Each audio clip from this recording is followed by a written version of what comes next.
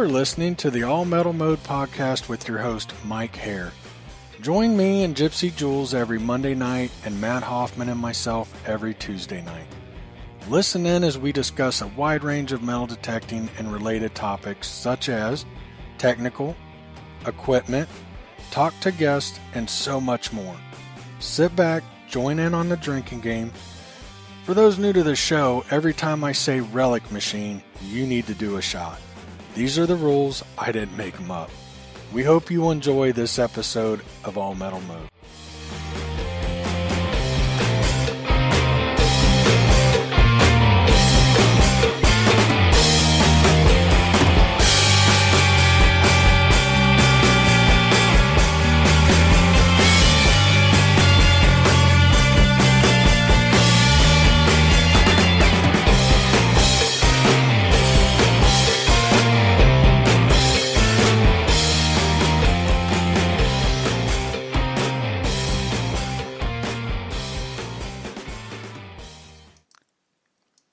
Hey everybody, you're listening to the All Metal Mode podcast with your host Mike and Gypsy.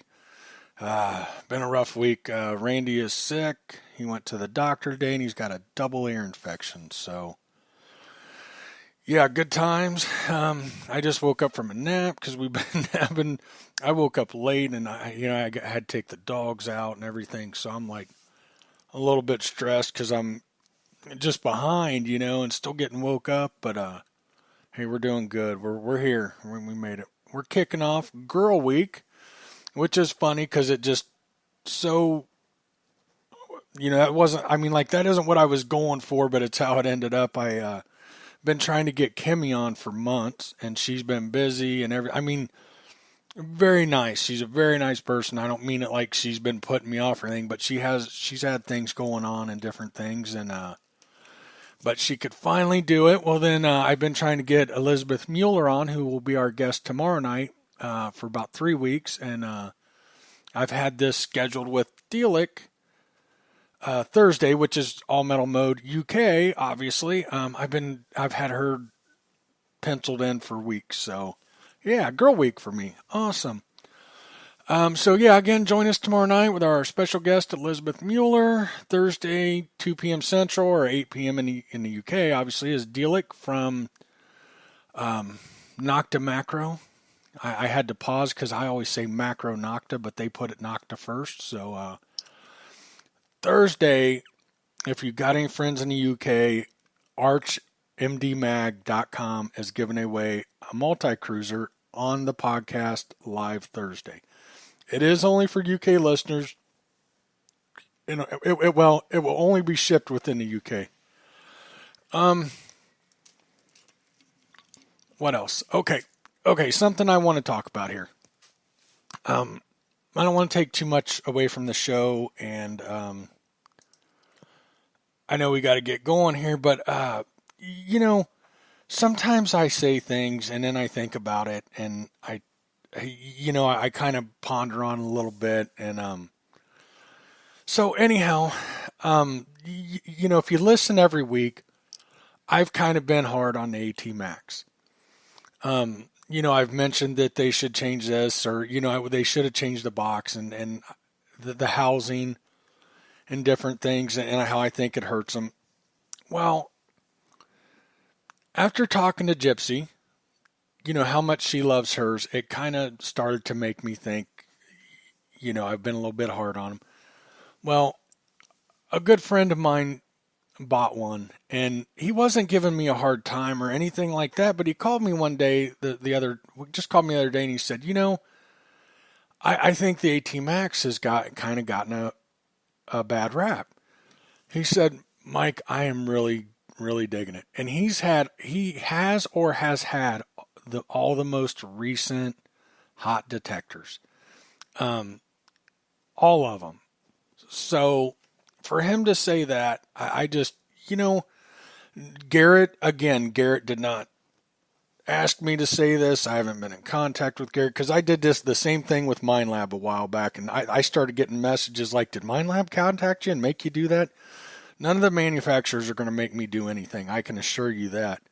I speak my mind, but nobody has said anything to me. Nobody's given me a hard time. Nothing like that. I just, to talk to a couple people who are like, the AT Max is really good for him to like it with in a lot, and that's been his go-to detector here a while.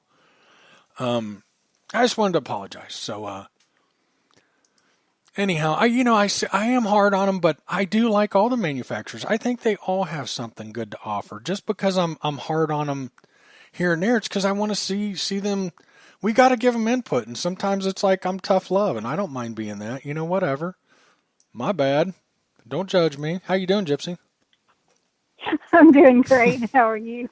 That went over. That didn't go over. So I don't think that came out like I really wanted it to. I'm still getting woke up. I'm still wiping the sleepers out of my eyes and stuff. You're still trying to wake up. Yeah. You had it played out in your mind how you were going to say it. Right, and it didn't. It just didn't come out real good.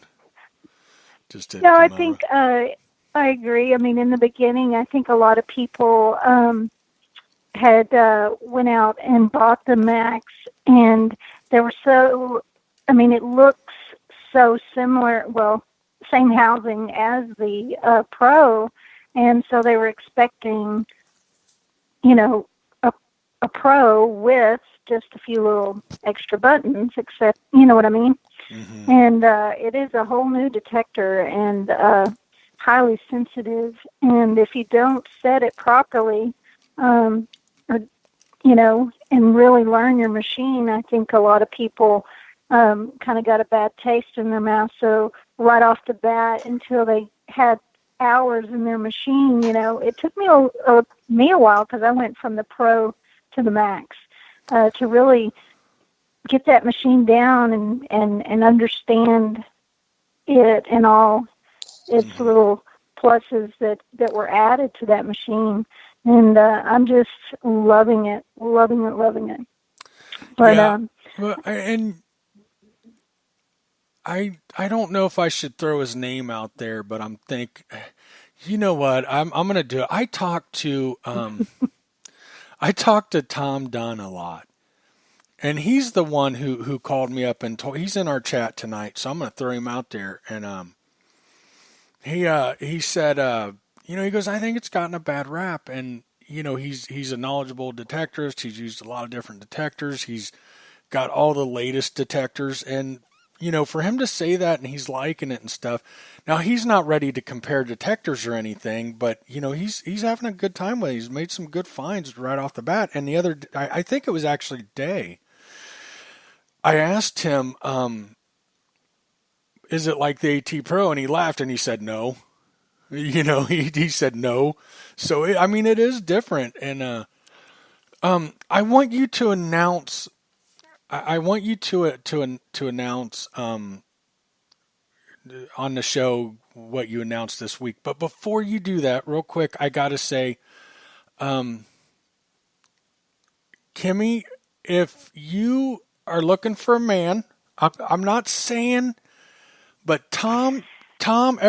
since he found out you're going to be on the show, Tom has been like, I don't know that he's into you like that or anything. I'm just saying I've heard a lot about you since it was announced you're going to be on the show, and I'm like, okay, Tom, you've already told me that. Like he usually listens to the show live or the next day pre-recorded. He's in our chat tonight. Yeah, he's here for it live and everything. And oh my God, that's where I learned about you. Everything about you I know because of Tom, because he definitely follows you. I think he's got a crush. I'm not positive. I'm pretty sure he's crushing pretty hard though. she says she's blushing. Let's see if Tom responds. He's probably blushing as well. He's probably blushing now. He's probably going to hop off. Oh, he's a fellow Kiss fan, he says. Okay, so tell us your big announcement. I don't know if anybody here hasn't heard, but. All right. I think Tom just mentioned it in the chat, so I think that most people know here, but I don't know. So I met with Garrett, was it last week? Yeah, this past week. Wednesday, past week. Right? It was Wednesday, yeah. Mm-hmm. And drove on over to Garland, Texas, I'm about 3-hour drive from their home office there, the manufacturing facility, and I got a tour of the manufacturing facility, and I was blown away. Really fascinating to see them put those detectors together by hand and hand test them right there in front of me, and all the way to finished product to box. And it was really amazing, and got to meet the Garrett team there. And anyway, I'm now, I guess you would call it an official team member of Garrett Metal Detectors. So I'll be testing their metal detectors, as I already am doing, out in the field. And they set me up with a few coils, and especially the Super Sniper coil that I got to use for the very first time yesterday. And I'm just super excited. I'll be getting to do a little more traveling, which is going to be great, because who knows, I might get to get over there and visit Mike and go, who knows, maybe even get to go detect with Kimmie. So going to be doing a lot more traveling, and I'm super excited. So just wanted to say thank you all. That we don't need to talk about how you also teamed up with Digger's Den. We'll leave that out. Nobody needs to know that you can also get a hold of Gypsy to if you got any detector needs or equipment needs. Yeah, she joined Digger's Den too, and I'm really excited for her. I actually set that up, and then like I'm talking to her about it. I'm like, I'd really like to put you and Brian in touch with each other and talk about it. And then I'm like, what am I doing? I'm taking sales away from me. Hold on. No, I'm happy for you, and I'm really glad that you joined that team. It's a great team, and I'm so happy for you. Like, all this is, what I was thinking, the podcast, joining Digger's Den, and now the Garrett team, like, this has all come on in just a couple weeks. Like, wow, big things, Gypsy. Quick.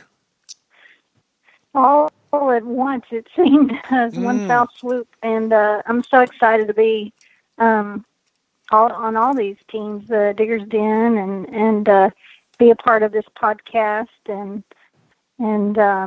be a part of Garrett, and already where this hobby has taken me, to meet people from all over.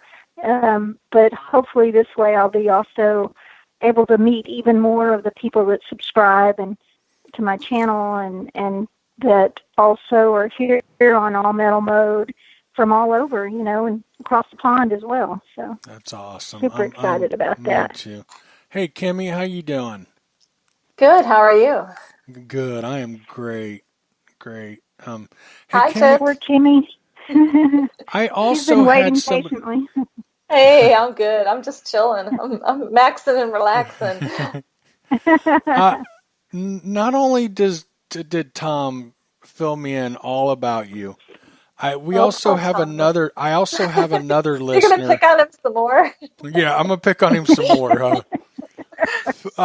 He filled me in a lot about you, and all good, and all in a nice way. I promise you.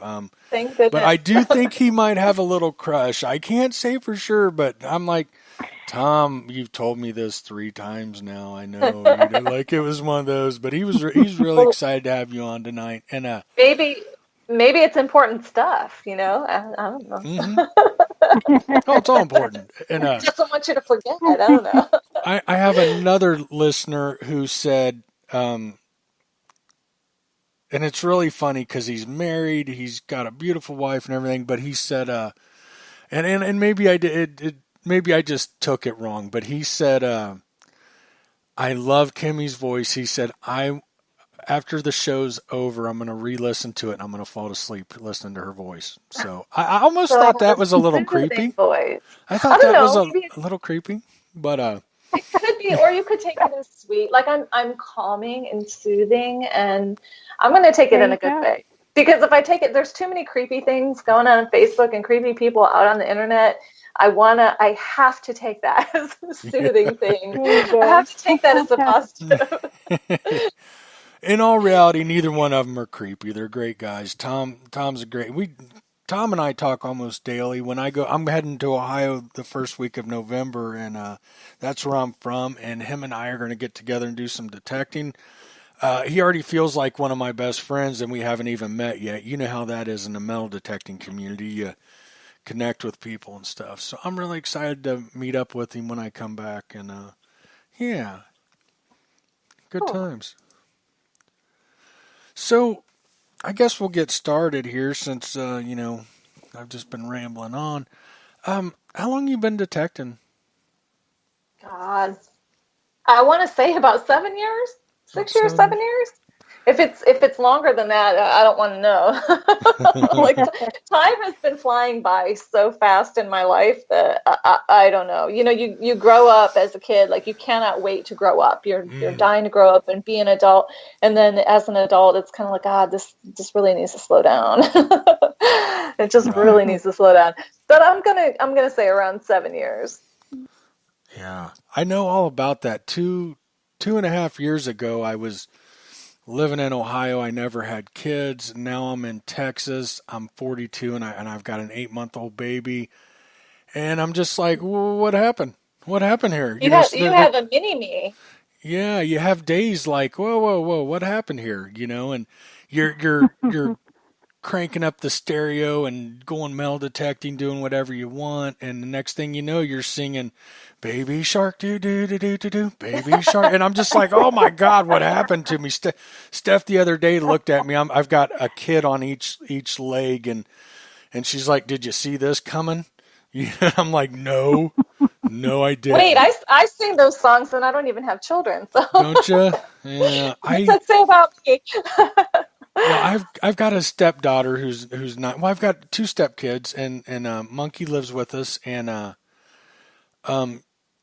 I hated children's songs at first. It was really, I like my music, and I rarely do I get to listen to music, and it's besides kids stuff now, but I really catch myself getting into it, and sometimes in my head at least I change the lyrics and I get a kick out of it and stuff. But yeah, the good thing is that nowadays, like the Disney films and the Pixar films, they kind of tailor them that they have some smart humor in there. So they're made for kids, but at the same time, as an adult, you can watch them and like, ha, ha, ha, I get that joke, There's always something hidden in there to keep the parents entertained. So, because I love all that stuff. And I am a huge Dr. Seuss fan. So, and like I said, I don't have any kids, but I love all that stuff. I'm big on nostalgia, which I think speaks to metal detecting anyway. So it's cool. I've learned to love. I absolutely love Piggy and Gerald books, and I love Dr. Seuss. Don't get me wrong. We grew up on Dr. Seuss. That's a thing. But matter of fact, we've got several. But Piggy and Gerald books really. I was really kind of sad because Monkey's grown out of them. And then I don't know, just in the last couple of weeks, I was telling Steph, and I'm like, oh my God, Piggy and Gerald, we'll be doing that again before long, and it's like, oh, that's pretty cool. Yeah, I don't know. Go check out Piggy and Gerald books. They're awesome. They're always funny at the end. I'm gonna give you a little quote real fast, the Dr. Seuss quote, and you'll understand why I like him so much. This is one of my favorite quotes. If you never did these things, you should. These things are fun, and fun is good. Right. That's genius. That's genius. Yeah. I love we read Dr. Seuss books quite often, and she loves them. Monkey still loves them and stuff, and I do too. You're right. There's some really good stuff in them. I don't know. The Places You Go. If you haven't read that, read that. Oh, The Places You Go. That's an awesome one. You have thoughts in your head, feet in your shoes. You can steer yourself any direction you choose. Oh, and with that, I will stop with the Dr. Seuss quotes. I like them. You can keep them. You can keep them coming. That's cool. We like Dr. Seuss around here. We like it. So you've been at about 7 years. What got you into the hobby? this is always such a tough thing because unlike anybody else, for years growing up, you'd see people. I spent my summers in Florida, and you would see people on the beach, and they had these metal detectors, and I was like, "Wow, that's really cool." And it was never like a "I'm going to find treasure" kind of thing. It was always just a fascination of what might be found. And so I kind of, I looked at that, and that looks fun. That looks fun. And then as I started getting into checking out YouTube a lot. YouTube became really big, and you kind of pop up things that might be of interest. And I started watching various metal detectorists and their shows, and I'm like, oh my gosh, this is actually really cool. There's like, you find relics, you find history, and I've always been a huge fan of history. And so when you put that into the mix, it was just meant to be. Like, I had to have a detector in my hand, and I had to see what was under the ground in my backyard. I had to see what was in my town, and it just kind of blossomed from there. But God, yeah, the history aspect of it just always appealed to me. Same here. I got into it because of history. History's my thing. I think you as well, Gypsy, right? I mean, it's... Yeah, definitely. And, it's funny in school when you're... when I was in school, I would get bored with history. But then when I started, as you grow older, it becomes really a passion, and especially with metal detecting. And that's what I noticed in your videos, Kimmie, was how much history, like the last video I watched, you got a tour of a museum. Mm-hmm. That was really neat. And that was such an impromptu.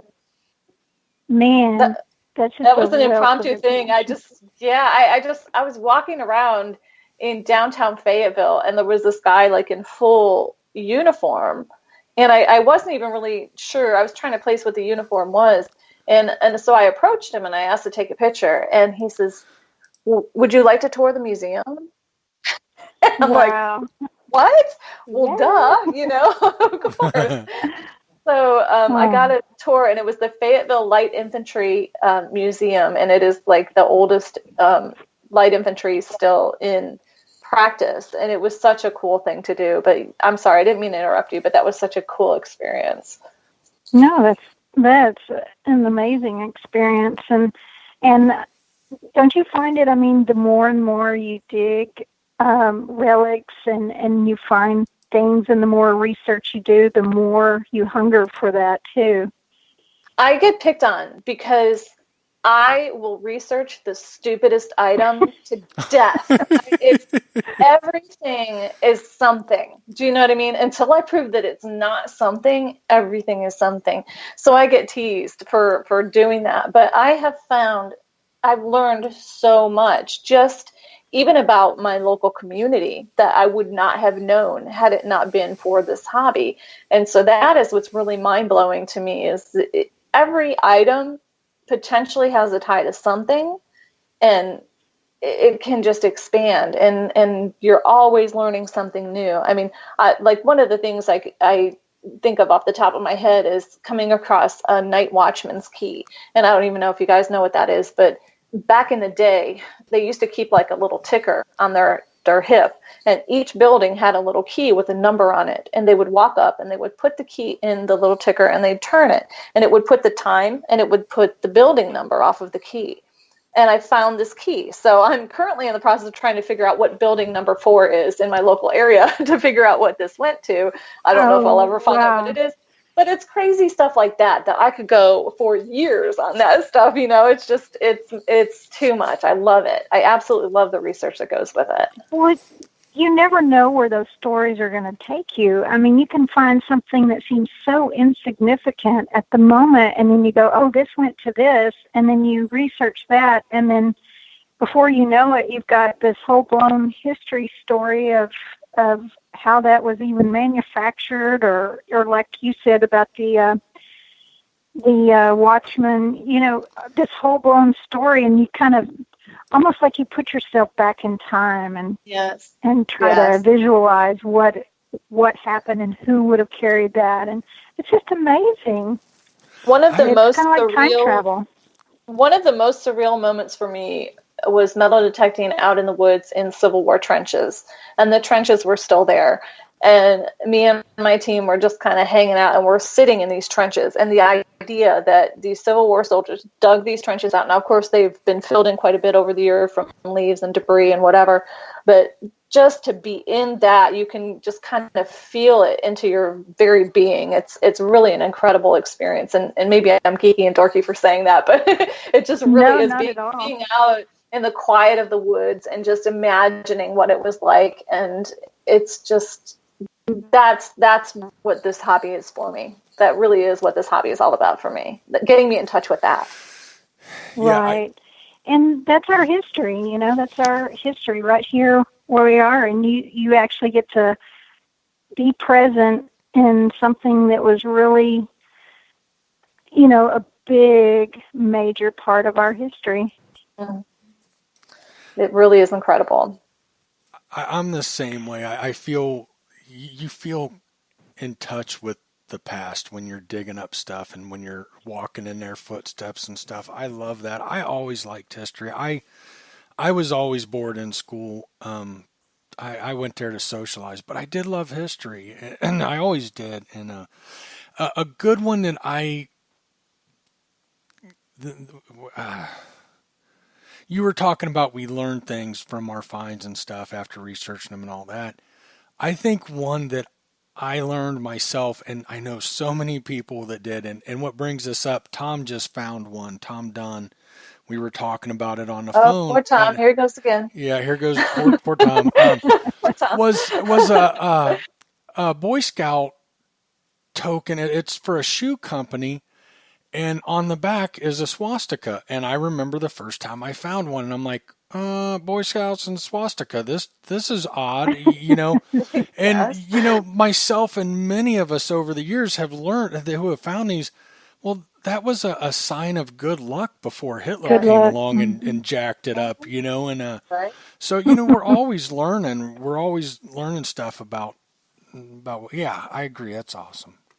Look, it's tough. You're dealing with like Civil War era stuff, and when you're talking about Confederate stuff, and that it's everything has the potential to be tied to something that might not be quite what people want to think about, but it's all part of history. No matter what, it's all part of history, and it's something to be investigated and researched. And I'm not, it's just an amazing to be able to hold these items in your hand after 150 plus years, and to have that kind of story sitting there in your hand is really, really incredible. Yeah, it is. Absolutely. And that's really neat that you live in an area where there was a lot of the Civil War action. So I guess I noticed in a lot of your videos you get to relic kind of a lot. It's really kind of odd because in this past year, I'll back up. Where I live, the soldiers walked through. They marched through. They didn't do a lot of camping here, and they weren't very long before they came into Fayetteville. So it's not like up in Virginia where there was tons of activity and they were there for years. It was such a short span of time, but still we find things. And recently in my area, in my local area, I found a black eye, and that blew my mind because we haven't found anything like really locally. I usually have to drive a little ways out of my area to get onto the Civil War relics. And so like finding those little pockets over here is fascinating. And a lot of times you find them in places where you don't expect them to be. It's just, it's really kind of cool. I've gone up to Virginia. I've dug in Virginia with my friends up there. And, of course they're just rife with the relics up there. Down here where I'm at, you dig them, but you work very hard to get them when you do. Right. If you watch the video where I found that black eye, my mind was just blown. I was taking my uncle out on his first dig ever. He got an AT Pro and he wanted to know how to use it. And so I figured I was going to take him on this big field on my friend's property. And in my head, we weren't going to find really anything. It was to teach him signals and, that kind of thing, and how to dig a plug and all that. It wasn't, we weren't going to find anything. And I pulled out this block eye and I about died, and it was like, I remember that video. And I had dug that property, like, I think 4 times before. And, it just was like, you never know what you're going to come across. That's another amazing thing about the hobby. You just never know. So true. So I've got a question for you, Kimmie. I think do you currently use the AT Pro? The Garrett I do. AT Pro? Yeah. Okay. What's the very first detector you started out with, if you don't mind, and then kind of how you gotten to the AT Pro? I had the Ace 350. Okay. I had the Ace 350, and it didn't take very long before I went to the AT Pro. Okay. I could tell immediately. Part of this was, being tapped into social media and seeing what people were using, and I could tell the AT Pro is a good machine. Don't get me wrong, but it doesn't tell me the things that. I'm sorry, the Ace 350 is a great machine, but it doesn't tell me the things that the AT Pro tells me. Right. Just having those tones and having it's different. And, I don't have to explain to you. So, just even the tones that I was getting, and I felt like when I finally got the AT Pro, I was no longer going blind. It was really like opened up a whole new world to me. And I've had that machine for quite a few years, and I've been teased on occasion, because you know how this goes is, well, how come you haven't gone up to this machine or that machine, or even, you guys were talking about the AT Maxes we were coming on the intro. I haven't even felt the need to kind of upgrade to that, because I like the aspect that it's got the backlighting, and I already got the wireless. I won the wireless kit, by the way, off of my CS tongue buckle. I put it into Garrett. Oh, wow. I won that. So I already have the wireless aspect of it. And so I haven't had any need. Like, I'm not gonna plunk down the money on it when I already have what I have, and I'm happy with what I have, if that makes sense.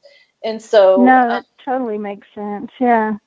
I personally, when it comes to Garrett, and you were talking about, the AT Pro and the AT Max, you're saying it's different. So I haven't tried. I haven't had one in my hand, so I can't say for sure, because my mindset was like, I wish they would come with something that's like a step up from the AT Pro, a little bit more beefy than the AT Pro. And so I'm hearing kind of like the AT Max might be that, but I almost feel like I kind of already have the AT Max for backlighting and for the wireless. Is that your experience with it, Gypsy, or is it that much more different? What I guess kind of the big differences when I got it, automatically there was a threshold on it that you don't have on the AT Pro. Now, if you're not familiar with a detector that has a threshold, a lot of people don't know exactly where to set their threshold. When you turn on the detector and the threshold has this little hum, and you can turn that to be louder, or you can put a negative threshold on there as well to totally get rid of it. But what a threshold will help you do is, if you've ever been detecting, and you know how like sometimes you'll get you will get a signal maybe one way, or there'll be a signal that is really iffy. I'm trying to think of how to explain this. Mike can probably even do better than what I'm trying to say, but say you're going along, and then with the threshold, you may not even get an audible beep, or you may get no numbers on your machine, but you get a break in your threshold. Sometimes that'll indicate, it helps to even let you know what's going even, and let you know what's going on in the ground too. I love a threshold detector. It'll let you know, like most of the time we have iron discriminated out. You'll still get Not with a me. threshold. With a threshold, you'll know. No, well, I mean, don't get me wrong. I dig iron, depending on the sites I'm at. but I I don't don't want to. necessarily dig iron, but I dig all out. I want to hear every signal that's in the ground. I want to. This is the geek in me. I work on computers, so I want to be the one to make the decision. I don't want the machine to make the decision for me. I want to look at that and say, "Yep, I'm digging that," or "No, I'm not." Mm-hmm. And it'll also help you if there's if you're detecting, like you can travel a couple miles in Texas and the soil will be different and it may be more mineralized than the soil you're used to detecting in. And that threshold will start causing just a little bit of variation. If you listen to that hum changing, you will know that soil, it helps you to realize if that soil is highly mineralized. Oh, well, maybe I need to change the coil on my detector. Maybe I need to change it to, depending on what kind of detector you're using, some double D coils or some coils will do better in a highly mineralized soil. So there's many pluses to having a threshold, but a lot of people aren't. Some people, when you go from more of a beginner detector that doesn't have that, it can really make a big difference in having a threshold. Now, I've dug with the Fisher, the F75 SE, and that one was a pretty cool machine. That I like that machine too. But I also like the aspect of just pick it up and go. I think that's what's cool. That's what's really cool, and the big selling point for Garrett is that they have a machine that a newcomer can come in and pick that up and go find stuff without having a huge learning curve. So this is you're with the AT Max. You're saying it's kind of a little bit advanced beyond that. Real quick, Tom and Mark Hoover, Tom Dunn, I'm going to go ahead and throw him under the bus again. No, I'm kidding. They both are saying that you can tell that the processor is faster as well. Okay. And that's a great thing. And a threshold, I'm telling you, you will like it. If you decided to go that route or any other detector with a threshold, selling detectors, I often get people who, they'll buy something with a threshold and they're like, "Oh my God, I don't like this. What's this?" And it's you gotta learn it. It's almost like it's like listening to, how do I explain a threshold it's like it's another tool, but it's working in the background and it's not it's not messing with you, and like it's not feeding you a bunch of information. It's not loud, but if you pay attention to that threshold in the background, it's telling you a lot. It's telling you about your ground. It might you get a little bleep in your threshold and you don't get a signal. That might be a super deep good target, or it could just be iron, or it could be. But that threshold, it is hard to use a detector with a threshold and then go back to a detector without. Very hard. Very hard. So, I don't know. Right. And that's one of the differences between the Max and the Pro. That's just one. And yeah, you have the extra pluses like the backlight. You have a volume control on it, which is nice because, there's a lot of people that are hard of hearing. And there's some people that won't use headphones, which I don't get that. I can get that a little bit. Like I have the headphones that I had before. Artie Edmonds in England sent me a wireless kit, and I love them because the size of the headphone was not a whole lot bigger than my ear. I'm not a big girl, so I don't have a big head. And so I put these headphones on, and I got the Garrett headphones, and I feel like I have this huge kit on my head, which is fine because they're wireless, and I love that aspect of it. But I kind of miss the smallness of it. Like if I could get away with getting that same sound out of earbuds, I would do it. I don't like, especially, and part of this is the summertime when it's hot out. Yeah. Because you're sweating and they slide and you got these big earmuffs on your ears, and you're just like, oh. And I always run with one on, one off because I've got to hear what's going on around me, especially if I'm out there by myself. I'm like, I got it. So. Yeah, I always push one off my ear because I want to hear what's going around me. Like, for instance, my dad and I were detecting out in the woods this summer, and there's wild hogs out there. And I had my headphones. I didn't have one tucked to the side like I usually do, and I heard this huge wild hog snort. And me and my dad, I pulled those off real quick and was like, "Did you hear that?" And he's like, "Yes." Scared me. Did you wind up in a tree? Because I would have been in a tree.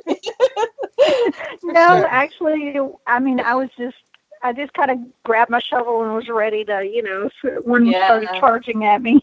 But anyway, but that, again, that's another thing is the volume control that's not on the Pro. And let's see, I'm trying to think. There's an extra mode to detect in. There is a true all metal mode. And the true all metal mode is your deepest mode on the Max. The only thing it won't give you is the different tones for, like, how you've got the bell tone for your coins, and then the lower tones for your mid tones, and then your grunts for the iron. There's the all metal mode is more of a monotone sound, but it's still, you can still tell when you do put it in the all metal mode, the true all metal mode, which is different actually from your zero mode that's on the Pro. Okay. Because it's just, there's a zero discrimination mode on your Max, but then the all metal mode switches it over, and it's really, really deep. And it's really good for hunting if you are in a lot of iron, and you want to kind of get below a lot of that, try to go deeper beneath a lot of that scattered, like when you get scattered nails blips and it's there, and it's like blip, blip, blip, blip, blip, blip, blip.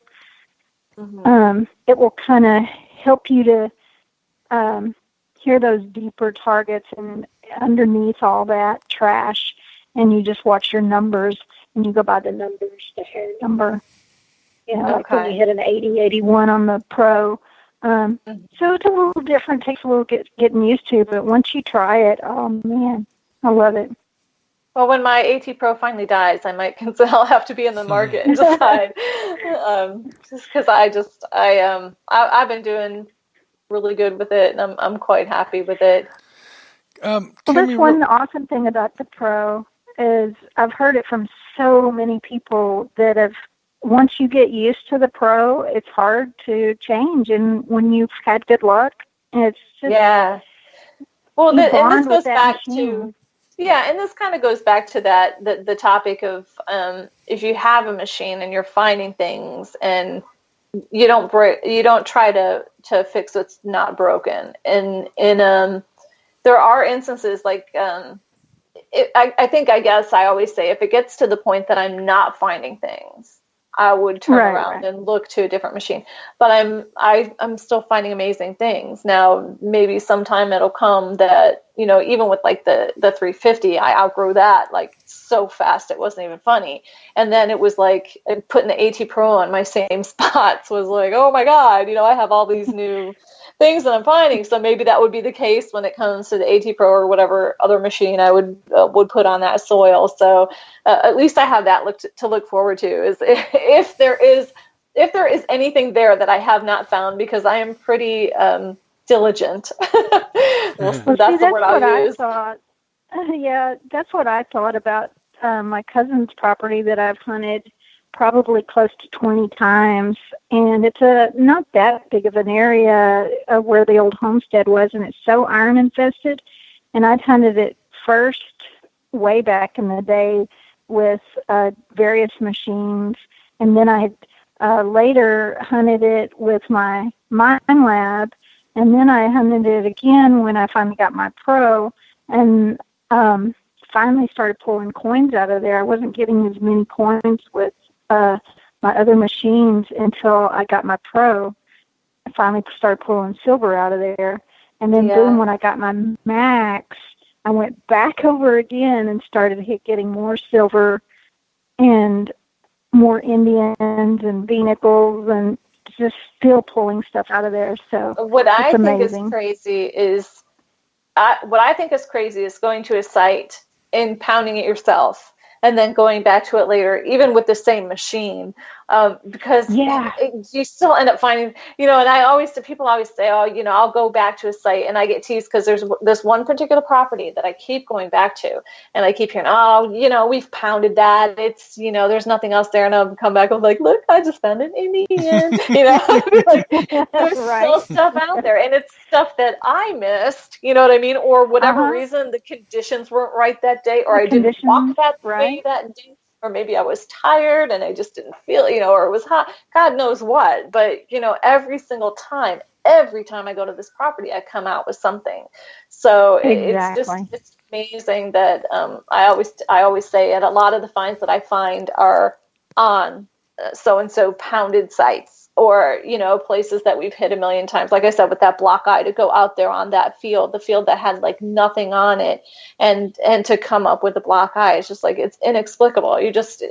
That's one of the things about the hobby. It's kind of like a crapshoot, Yeah, and it's like you said, it's least when you least expect it. You were mainly showing him how to use a pro, and then boom, there you got it. Oh my gosh. And if you see, of course, you said you saw the video, he's like, a black eye? What's a black eye? How'd you get a black eye? It's like, no, it's a black eye. And I had to explain what it was because he's new to it, he didn't know. And yeah, so that was pretty cool. Hey, I want to jump in real quick. I want to kind of, I think we're already past it, but I want to jump in here real quick. The AT Max, I talked to a lot of people in metal detecting, obviously, and from what I'm gathering, I've heard a lot of bad talk, and here's me and Gypsy have talked about this. I've talked with some other people. I think a lot of people got into the AT Pro, they loved it, they thought they would get a Max and it would be the same, and it wasn't, and they didn't take the time to learn it. And the reason I say that, some very knowledgeable people in this hobby who are very used a lot of different detectors and stuff, those people that I talk to that have used the Pro and now the Max love the Max. And I found through watching like some of the Facebook threads and stuff, some of those people that don't like it, they started with the AT Pro 2 years ago, kind of thing. Mm-hmm. And I think that's part of why there's a bad rap. Like Tom said, Tom called me up the other day. He's like, I think the Max got a bad rap. He said, I'm really enjoying it and stuff. And then I got to also say, you women are just taking over, which I love, but I'm going to get my words in here real quick. I thought you said black eye as well. When you first, I'm like, she got a black eye. What? Oh, black eye. And then black eye. And then Tom got ran over. Tom took 3 wheels of the bus. Here's the 4th one. He said, LOL. He texted me, LOL. I didn't know she was a computer nerd like me. So he's, yeah. That's what I do for a living. That's what he does. That's what he does. So there's something Tom did not know about me to inform you of. Yeah. I'm remiss. I'm sorry. And I knew that. So yeah, I'm glad. Yeah, but he's you. Poor Tom. I'm waiting for him to send me the little heart eye emojis and stuff.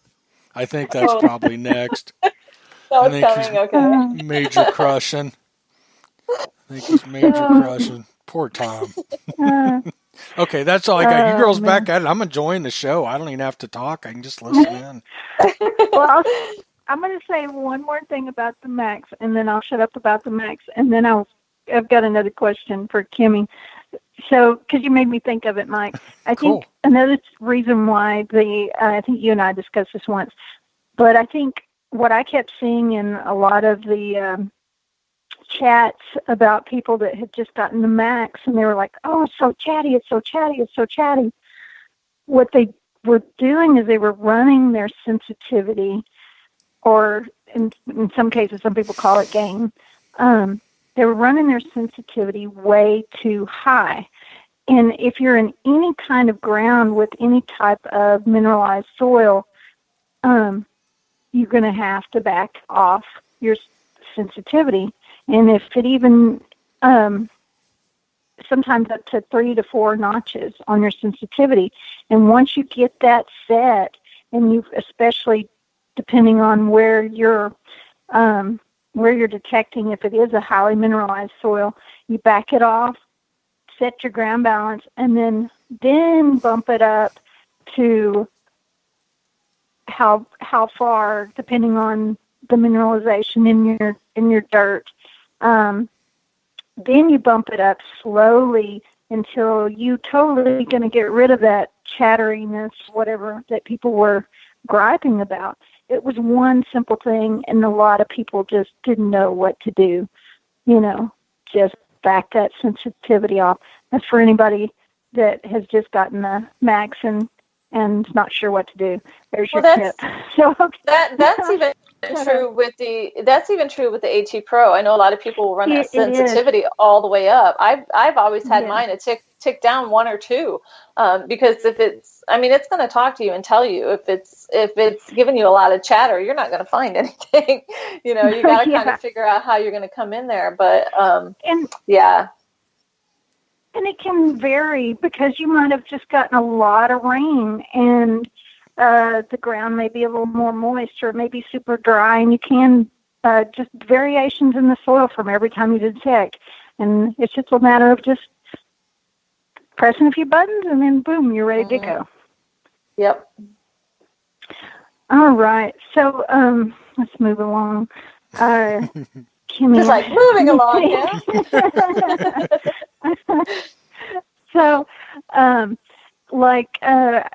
so the blocked eye, when you found that, was that like on your bucket list, or do you have a favorite find you want to talk about, or something that you're still thriving for? I try not to put that on myself. There are so many things that I would love to find. And in this past year, I have been so fortunate that I just can't even, anything is possible. I found one of the things that I have to say, and I'm going to say it probably is my favorite find, though if you ask me tomorrow, I might change my mind, is the CS tongue. And I remember watching that video too. Lord, finding anything with CS on it, forget it. Right. When I found this, what's really crazy is a few months before, I had found my first large scent, and it was smushed like it had been on a railroad track. So it took me a long time to figure out what it was, and the magnifying glass and trying to pick out whatever detail I could find out. And I finally realized it was. So when I pulled this out of the ground, and if you've never held one of these in your hand, the tongue part is not very big. And in theory, you could make it about the size of a large scent if it were smashed out flat. So I pulled it out of the ground and I had it in my hand with the back up. And I thought, oh man, did I just get another large scent that's totally mutilated? Because the other one was my first large scent. So I'm like, am I ever going to dig a large scent that's actually decent, And so I'm holding this in my hand, and my friend Kirk, who had sadly passed away last year, he was standing across the way, and he was he's one of my mentors and an expert, and he was walking across telling me about the field, the progress of the troops and the campsites and all this kind of stuff. And he was just waxing on about this. And I had it in my hand and I flipped it over and I saw the CS and I went, no. And he's talking, right? And he thinks I'm responding to what he's saying. He's like, no, really? And I go again, no. And he's like, no, really? He's starting to get impatient, like I'm arguing with him about his tale of the history and his knowledge of the area, like I would never do because he's a genius. And so I looked again, I went, no, really? And so he stopped and he's like, oh my God, she's got something, and he came over and I was shaking so bad that I had to drop it into his hand. I couldn't even, and I'm like, is that what I think it is? Is that what I think it is? And he's like, oh my God. I'm like, did I just find something CS? And he said, "Girl, I have never found something with a CS." And he has been digging for a whole hell of a lot longer than I have.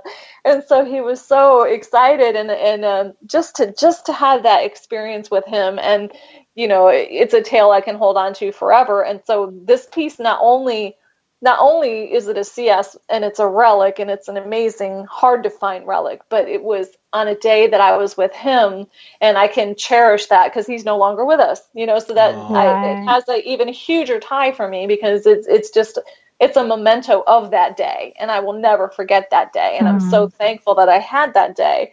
So that has to be, you know, my favorite find. And as luck would have it, my second favorite find, and I'm not trying to be choked up, my second favorite find would be the 1854 seated dime that I found that was holed. And I found it on a Civil War campsite, and I found it with another friend who passed away. So I'm almost at the point where don't dig with me because I'm bad luck. And I say that jokingly, you know, with that self-deprecating kind of thing. But Kimmie, I'm so glad you brought that up, because in my mind, when you said that, I'm like, I am never hunting with Kimmie. That's bad luck. So I'm glad you said it and I didn't say it first. Yeah, I changed my mind about hunting with Kimmie. I would dig alone for the rest of my life. But yeah, so that too was an experience that I could kind of hold. And so those are two very special pieces for that reason. A couple cool other things that I found recently was a World War I sweetheart locket in shape of a heart, and it has the Great Seal on the front of it. And when you kind of open it up, it's really delicate. And when you open it up, you can kind of see where the picture might have, you know, where it was, and it kind of disintegrated down. There's like a little bit of coloring in there and dappling of the colors. And then the other really cool thing, it was in two different holes. It is a medal from the Confederate Veterans Reunion, and it was 1929. So, and it was held in Charlotte. So one of the pieces was in one hole, and the other piece was another hole. And it took a few minutes to put together in my head that it was actually the same item, just the two different pieces missing the ribbon. That is really cool. And you know, we were talking earlier about doing research and that sort of thing. And I did a little research on this, and I actually found footage of the event. So there's live footage of this event in black and white with the Confederate. And like, I'm sitting here and there's these two guys that are sitting down, they're talking, and you can see them wearing this medal. And I'm like, that could be my medal. That could be my right there. I don't know. And so it's really kind of cool to see that history.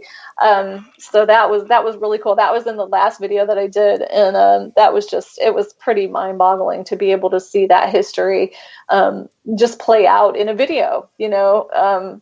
So those are some of the ones that are kind of close to my heart. I don't think I've seen that video. When was your last video posted? It was a couple months ago. I'm late on my current video. It should have been out in August. So it was the July. Yeah, it was July, because there was 4th of July related. It should be, because it was in the one with the light infantry. It was towards the end of it. Okay, yeah, I did see that. Okay. All right. End of it. You had so much history in that one video. It's kind of wrapped. Amazing.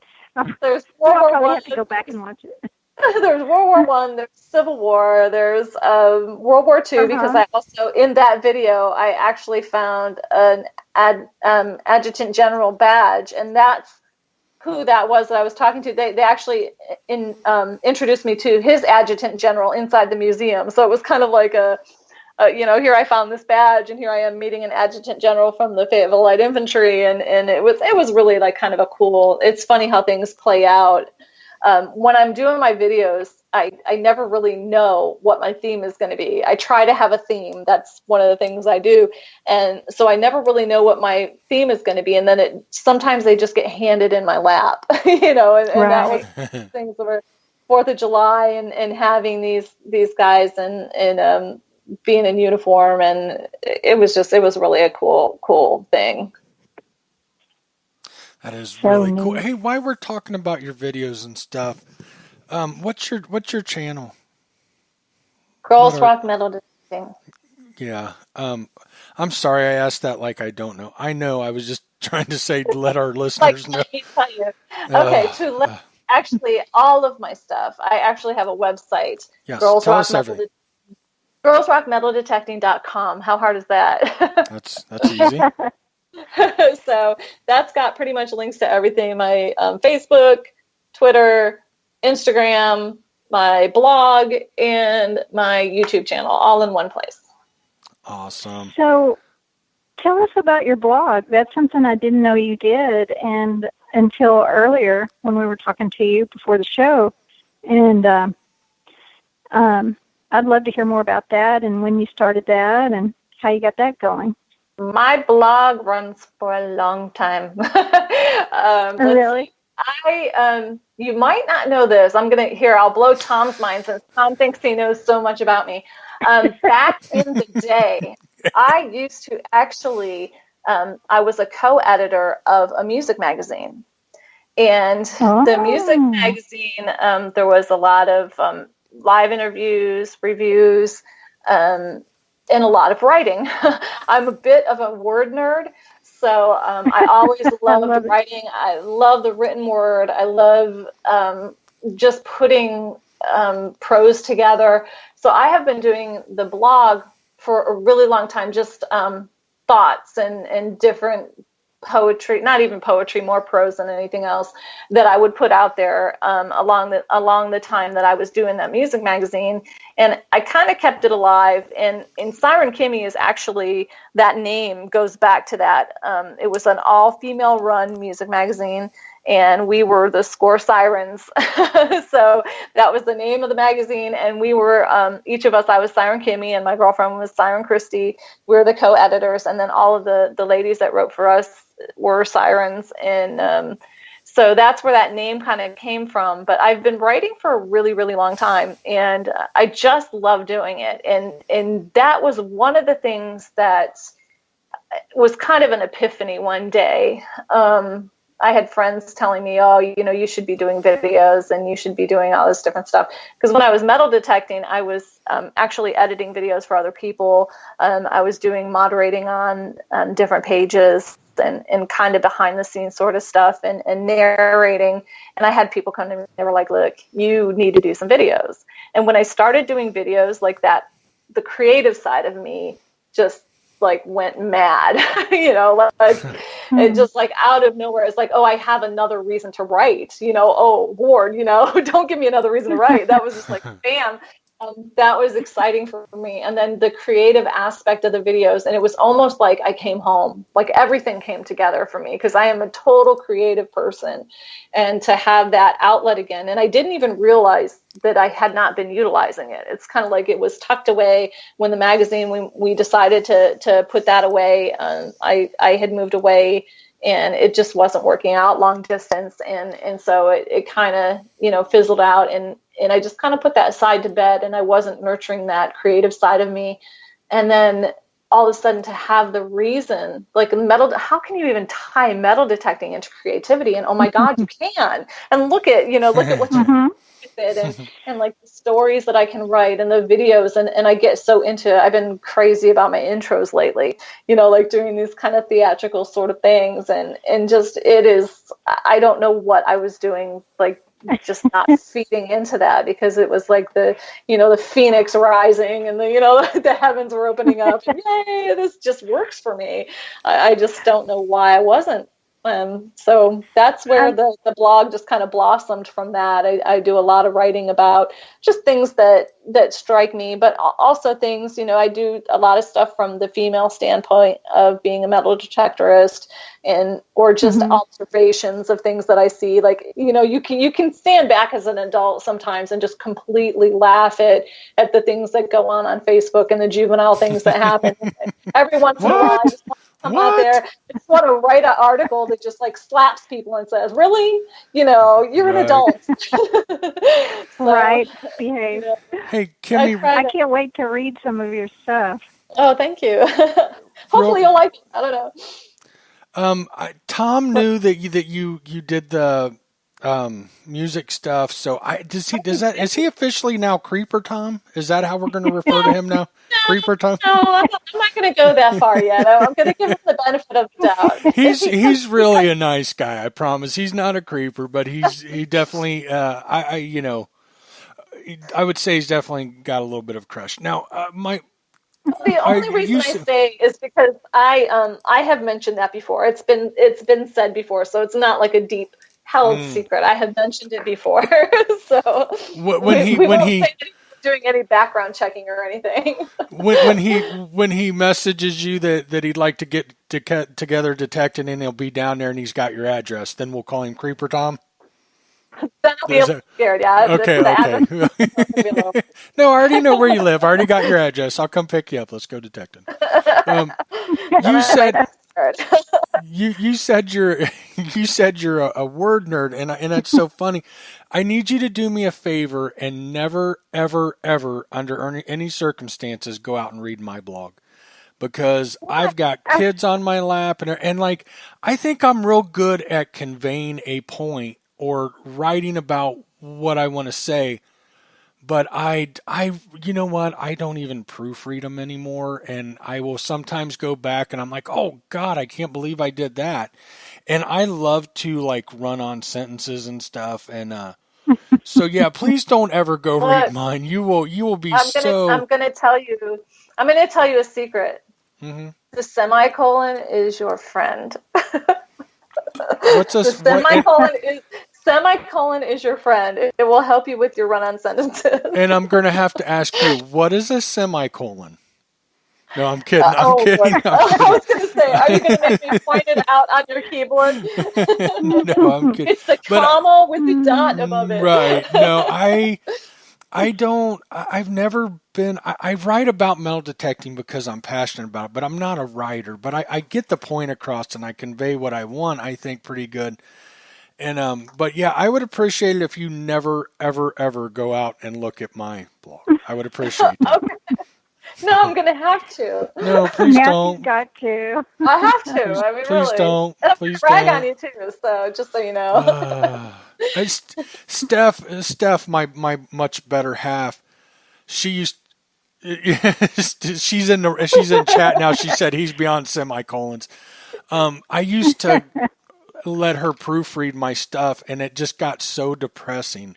And I'm like, I'm just because she is I call her the she's a grammar Nazi for sure, and she beats me up pretty good. And yeah, she's real good, but she's too good. It's like nerve-wracking to have her proofread my stuff, and I'm like, I'm just done. I'm just going to put my stuff out there. It's fine. The people get the point. Yeah, so, yeah. Like us, the word nerds and the ones that are, like you said, grammar Nazis, we're a little bit elitist anyway, so we're the only ones that really care. The rest of the world just doesn't care. Right. We're the ones getting bent. It's not anybody else. So we're in the minority. You don't have to worry too much. I got a funny story, not so funny. I wrote an article that was kind of negative towards some of the manufacturers. I kind of write what I want. I don't, nobody's giving me money. Nobody's paying for anything. So I write what I want and what's on my mind. And I can be a little tough, and I will admit it. I wrote an article about the manufacturers, and I put manufacturer. I left out the ER, and I had some lady just beat the hell out of me on that article because I put manufacturer instead of manufacturer. I'm getting so confused, but I left out the ER, and that article to her was ruined. And no matter what I said, I was a piece of crap because I didn't do. So it happens. People tend to have too much time on their hands. Look, I'm going to tell you a quick story. What I do with my job, when there is a disaster or an emergency, I am called into duty. And that has to do with a lot of the tech aspects of what I do. And we have to keep the computers running and make sure the emergency operation command stays up and running. And in that, I was assisting with posting some things on Facebook. And we had the spelling of a town, of a subdivision incorrect. But we were trying to, like, the main thing was we were getting the information out to people as fast as we possibly could. So if there was a typo, we weren't so concerned about that. We were more interested in making sure that if you need to evacuate, that you're going to get out, not that we spelt the name of the town properly. There was this person that was just like so angry that we had misspelled their subdivision. And of course, it was my job. So I can't sit there and say, and just like give it to him, like, you don't understand. I've been in here for 12 freaking hours, and I'm like, my house, the roof is open and there's water rushing in, and I'm not there to take care of my mess, but I'm making sure you get to say it. And you're really going to sit there and you're going to turn around and criticize that we had a misspelling. Yeah, you're lucky you're not in the same room with me. But people lose their minds over that kind of stuff, and it's, and, God love her, I'm sure it was a stressful time. And so, we took it and whatever, but people just do get completely bent. Now, when I do, I'm just kind of like, I would never, ever dream about correcting somebody. Like, if I see it on, they've written it, you see people having these arguments on Facebook and they're correcting their grammar. I'm like, come on, I might say it to myself, and I might make my judgments about education and whatever else based on the writing. But I'm never, ever going to sit there and belittle somebody, in public, and get in an argument with somebody based on what their grammar is. That's horrible. You don't know what, I guess I look at it like people are putting out, it's more about a conveyance of your thought and your opinions. Yeah, see, that's how I look at it. And I don't worry about, I write it in Word. So I do, get notified of some corrections that need made and stuff. But beyond that, I really don't, because you're right. It's about what I'm trying to convey and stuff. The last article I wrapped up, I literally had Randy in my lap, and he's smacking the keyboard and he's smacking me. And to me, it's more important about getting out there what I want than having it absolutely perfect. Hey, did you say the F word or did you say freaking? Because if I got to change it to explicit, I'm just going to start dropping bombs left and right. I'm sure I said freaking. I did not say the F. Okay. I'll behave. Careful. I'll behave then. I'll behave. I'm being a good girl. I just didn't hear it. I didn't know which word I heard, and I thought, am I just going to let loose, or am I still behaving? I wasn't sure if you said freaking or... Good. Okay, freaking. We'll still be good. Freaking. Okay. Be good. Good deal, yeah. I have to keep you in line. If go off, I go off, and then that's when you forget it. I've never heard Gypsy cuss. I don't think she cusses. I'm not sure. I'm a good girl.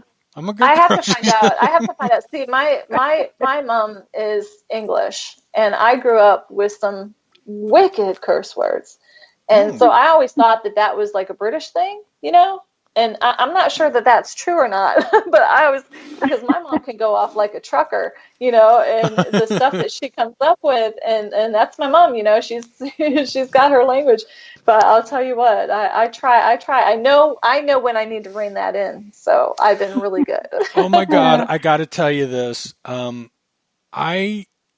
I see bickering back and forth, especially on Facebook and stuff, social media, I hate it.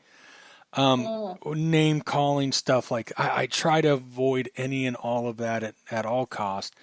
I came across a post where it was over in the UK, and this guy, I guess from what I understand, he was with one manufacturer, then he left them, and then he was trash talking them. And this other guy writes this post and just calls him out. And this guy's response was so ruthless and like nothing I've ever seen. And I thought, oh my God, is that an England thing? What is that? That is amazing. Like I sit there and just laughed at like, oh my God, where did he come up with this? Like, this is incredible. I've never heard anything like this before in my life. Well, some of the terminology that you get, like when I was a kid, like my mom would come in and she would chastise, and the things that she said, like I would almost get beat just because my friends would be laughing because it was so funny to them, the things that came out of her mouth. And so I think it's just a difference in dialect and the things that they say.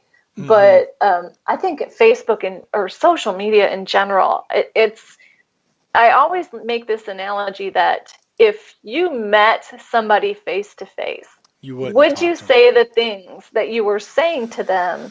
Because you can, you feel like you have no responsibility for what you say.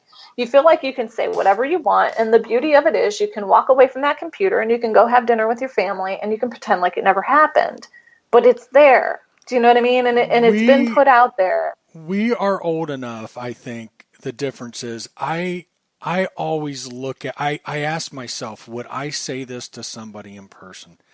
And I try to treat people right. Don't get me wrong. If I feel like somebody's out of line, I will tell them. I mean, I recently had somebody in my Facebook group that was out of line. And I called them out on it, but I would have done it in person. I would have said, hey, that's not right. But I am so with you, and I wish more people would do that. With social media comes just this whole, you're right, they'll say whatever they want and walk away, and and it's almost like a fantasy. But, I wish more people thought like we did. I try to treat everybody with respect. Could you imagine what this world would be like if just every guy walked up to you and pulled out their junk? I mean, I know some of the women in this hobby, a couple who get stuff like that all the time, and some of these crazy. Tomorrow night's guest is Elizabeth Mueller. Her and I have become pretty good friends. We talk quite a bit here and there. And at one point, she was sharing with me all these crazy messages she get, and I would just be like, "Oh my God, that's creepy, Elizabeth. Yeah. That is creepy."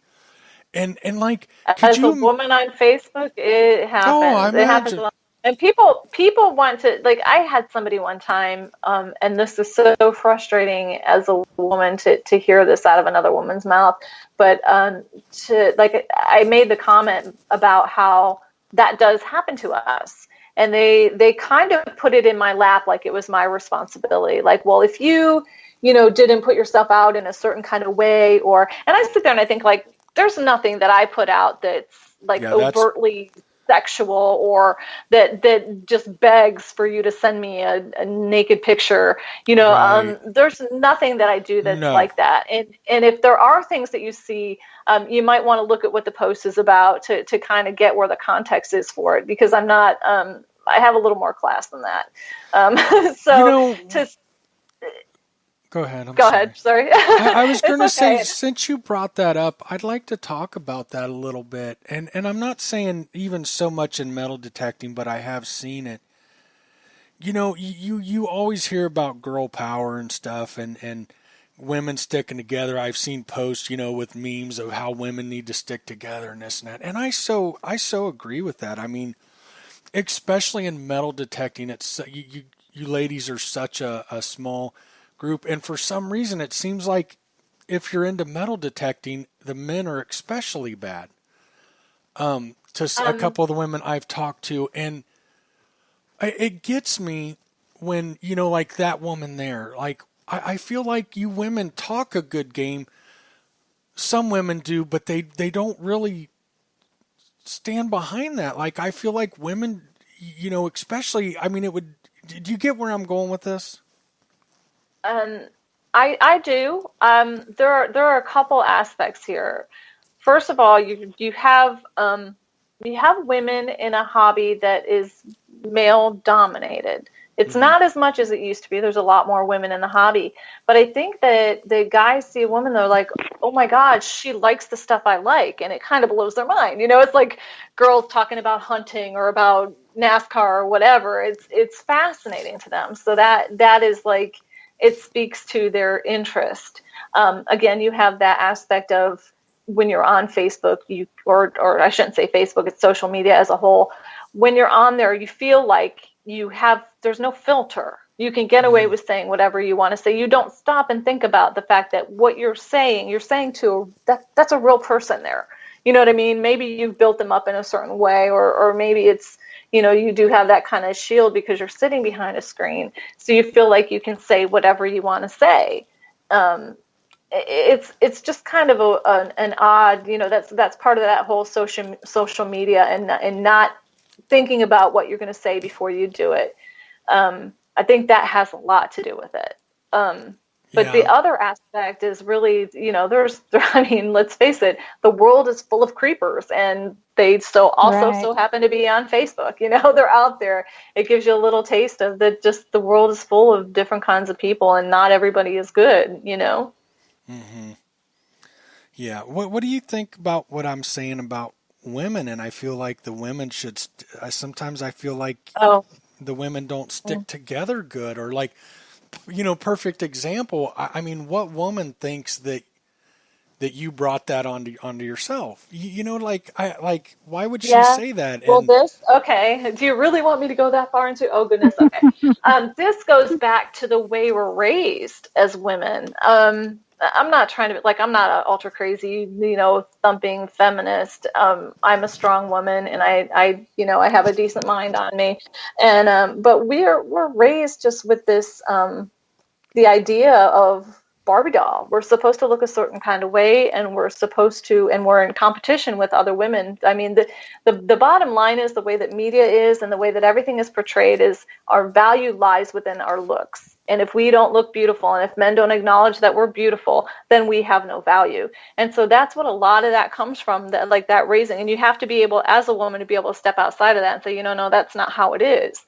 Because that's where all the root of the competition comes from with women, is that you can't, complimenting another woman is not putting yourself down or saying that they're better than you, or teaming up with women and just being supportive of one another as a group doesn't mean that anybody's better than you. It's like this kind of crazy, we're just beat down so much through media and through, just the thoughts of what we're supposed to be in this world. And that's a lot of what it is.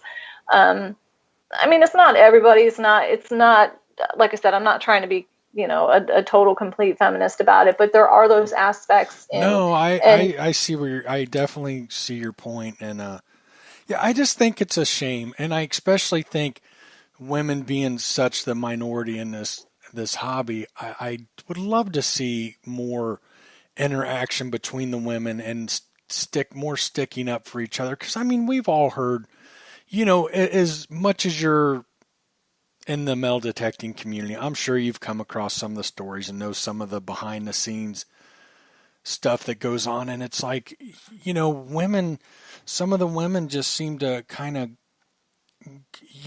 I feel like, why aren't you supporting her? Well, women, look, this is what I worried about when I was when I first started Girls Rock Metal Detecting, and I thought, you know what, I'm going to try and bring all of the women of metal detecting together as one big unity, to just support one another and lift each other up. And I quickly realized that's very difficult to do. Mm-hmm. There's competition. It's not just women, it's men too. There's competition. It's very hard to get everybody to work together. And then you have maybe a couple people that just don't get along, or again, and this is the social media thing of not being able to step outside of social media and realize that, well, maybe if you met in person, you would actually be really good friends. But because you met online and you can't get past these things, or, maybe somebody posted something and another person took it the other way, and that's not how they meant it. And they're not going to take the time to get past that. When I first started doing it, there was a couple of girls that were fighting tooth and nail, and I stepped in and I really tried to kind of mediate between the two. And I was like, look, you just can't say these things, you know what I mean? Or and you can't react this way, and you're doing this wrong and you're doing that wrong. And do you not see, just as an outsider, a disinterested person, that this is what you guys are doing? And, I really tried. And then I quickly realized that with some people, it's a futile thing. And so you just, and I have too much going on in my life to spend that much time trying to be a counselor. It's not my job. It's not my responsibility. And so I kind of had to take a step back, and anybody that wanted to be a part of what I was doing, I was happy with that. Come on board. I was doing video clips for people, and you won't hear me talk negative about anybody. Even if I've had a bad experience with them, or I've seen something that they didn't like, I'm never going to do that, because it's all about trying to be supportive of one another. And, I'm never going to tear somebody else down. Who I am.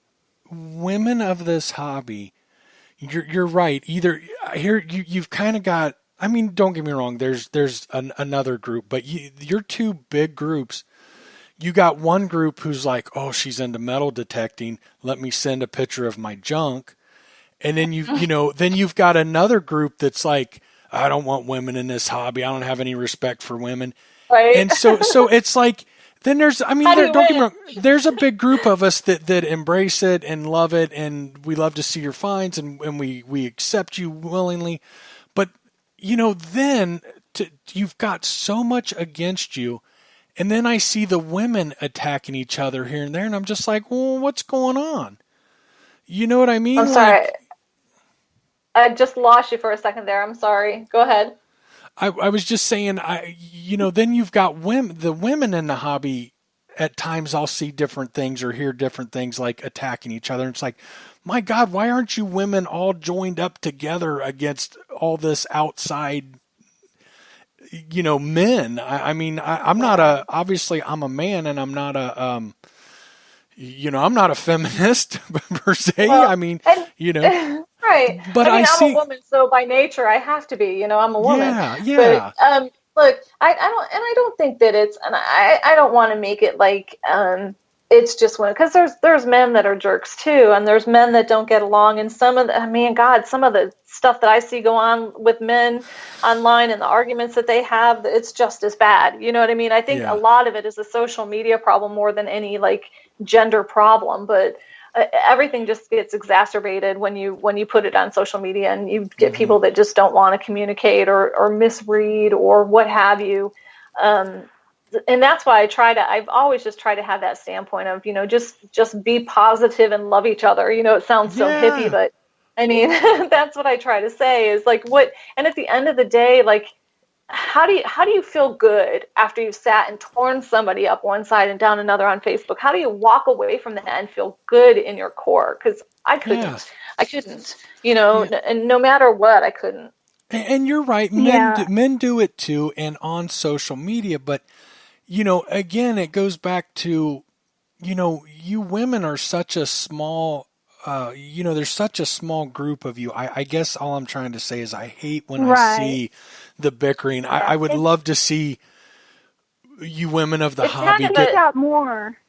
Yeah. It's a sociology subject. I mean, a lot of it goes like, why do women not get along? Why do they not lift each other up? It's not just metal detecting. It is a gender thing that's been going on forever. And how do you overcome it? And I don't know. I've always been kind of a laid back person.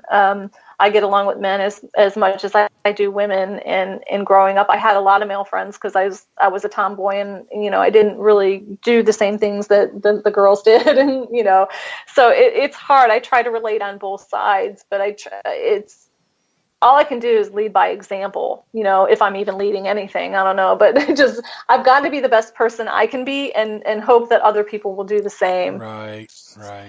Right. And as women, it sticks out for us more because we are the minority in the hobby. And so nothing goes unnoticed. And that's why it's so important, like you said, Kimmie, and you and me as women in the hobby, when we're out there metal detecting, we upload our videos and we keep the focus on our detecting, and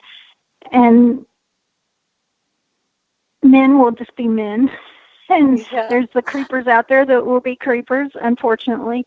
But we got to I think the main thing is to, like you said, keep positive and do the right thing, and just spread positivity. And I'm like you. I'm a very laid back person, so I haven't had a lot of negative things happen to me in my channel yet or on social media yet, I should say. I had a person come to me. It was a man, and he came to me. My profile picture right now, I think it's a Grim Reaper, but my standard profile picture is me standing with my metal detector. It's in the summer. I have on a tank top and I have on shorts and my boots. And I had somebody message me, and they were trying to do it publicly, and then tried to gang up on me with their friends a little bit, and basically say that the picture that I was using was inappropriate, and that if I'm getting any bad pictures or anything going on, it's, you know, I deserve what I'm getting because of this picture, and he has children, and I'm a bad influence on his daughters, and all this kind of stuff. And I kind of read him the riot act. I was like, look, I'm a strong woman. And at the same time, if you're sending a message to your daughters that what they wear or how they look, they're responsible for men's reaction, I really feel sorry for them. You know, and I tried to even like give him a little bit of you know, it just was really inappropriate to come at me with that kind of, it's because the picture is not in any way something that was overtly sexual. And it's that kind of thing that we deal with, and it's the balance. But and it kills me because on the flip side, I get people that will send me messages and they'll be like, oh, when are you going to put a picture of you in a bikini? I'm like, okay, so what do you want? You want me in a tank top? You don't. You want me in a bikini? You don't. Like, God knows, I don't know which way to turn. You know what I mean? So I just do me. And if you don't like it, then clearly that's not for you. And I can't help it. That's it. I want to say something, especially why we're on this subject. You know, I've joked about Tom tonight, and I hope everybody took that okay, including Tom. But I want to say, I want to say, Tom has talked a lot about you, and never once has he said anything inappropriate. He's a great guy, and I was just playing and having fun. But I mean, like I said, him and I don't even. You don't even have to say that. I mean, no, I totally get it. He's not creepy or anything. We, you know, joking, and I knew you knew that, but I want to say it so he hears it too. This is kind of why I worry about this topic, though, is because you can go the other way. It's like I like to joke. I like lots of different jokes, and I have humor that, that kind of stuff doesn't put me off. And I don't want it to ever be like, well, I got to be careful what I say because, I don't want her to think that I'm making some kind of sexual joke. Oh, come on, so it's not that way either. It's just again, just living in the world of social media and kind of navigating the different personalities and how you respond to it. And you know what's right or wrong. You know what I mean? You know, if you're sending your junk to somebody, that is not right. Right. Hey, if you ever have problems like that again, let us know. We'll jump in there for you. We'll defend you. Yeah, well, and that's me, is I was just like, okay, dude, you know what? Go your merry way. And I blocked him and I moved on because you will not see me get into Facebook battles with people. I just life has too many other things that I just don't. If you don't like what I do, then I'm done. Gypsy is so quiet and well-spoken, soft-spoken. I'm just listening to y'all. But what I was getting ready to say is, but I imagine if you really upset her, I could see her just beating the crap out of somebody with her detector. I don't know why. I think it's because she is so sweet and nice, and she's just quiet, and she's so, that typical, or not typical, but that idea of a Southern woman that's very respectful and nice. But there's another side of her that I'm pretty sure, although I haven't seen it or heard about it, like she could just take her shovel and metal detector and just beat the crap out of you and then wrap her detector around your neck. I'm pretty sure it's there, I think. Hey, real quick, ladies, Mr. Wayne Peterson wants to join in. So sure. I'm gonna add him real quick and see what he says. So Wayne, I'm getting ready to call you. We'll see if he picks up. But yeah, I think it would take a lot, but I don't think you'd want to push Gypsy to the point she snaps. Yeah. I'm kind of a pacifist. I don't like to fight. I'm a lover, not a fighter. I really don't like to fight. But if you come at somebody I care about, like I won't fight for myself, but I will fight for somebody that I care about. Yeah. And my dog. If you try to harm my dog, all bets are off. Right. They're our kids. Matter of fact, I'm sitting here at my desk and the dog's in my bed, all just cuddled up. Comfy, cozy. Oh yeah. Yeah. Hey Wayne, are you there? I'm here. All right, we got you in. Hi, Wayne. Hey, how you doing, Gypsy? Hi, Doing Wayne. great.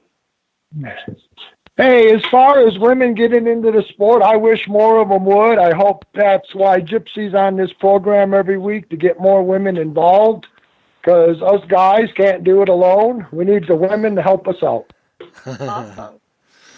I agree. It was something I've wanted for a long time, was to add to find that right woman to be part of the show. I think they need a voice and they need somebody, and that perspective, the female perspective and stuff. So I am so, again, Wayne, thank you for hooking us up and putting us in contact with each other. You have no idea how much I appreciate that.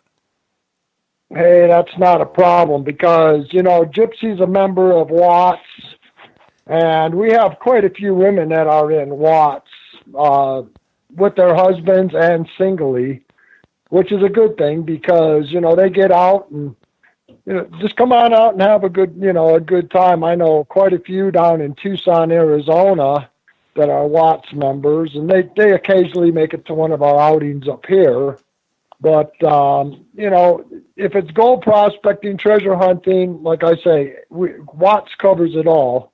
And that's the best thing because, not every woman's going to get into metal detecting, but treasure hunting, I mean, you tell them they could find a diamond out there, and you got a map out there to find a diamond, they're digging for it, believe me. My daughter really got into bottle digging last year, and we were at the Garrett hunt down in Texas, and I couldn't keep her out of the dirt down there. She kept going down and bringing back more bottles. She's into metal detecting, but she's into finding immediate results, I guess you can say. So It's great, awesome to have women in the sport. Absolutely, I agree.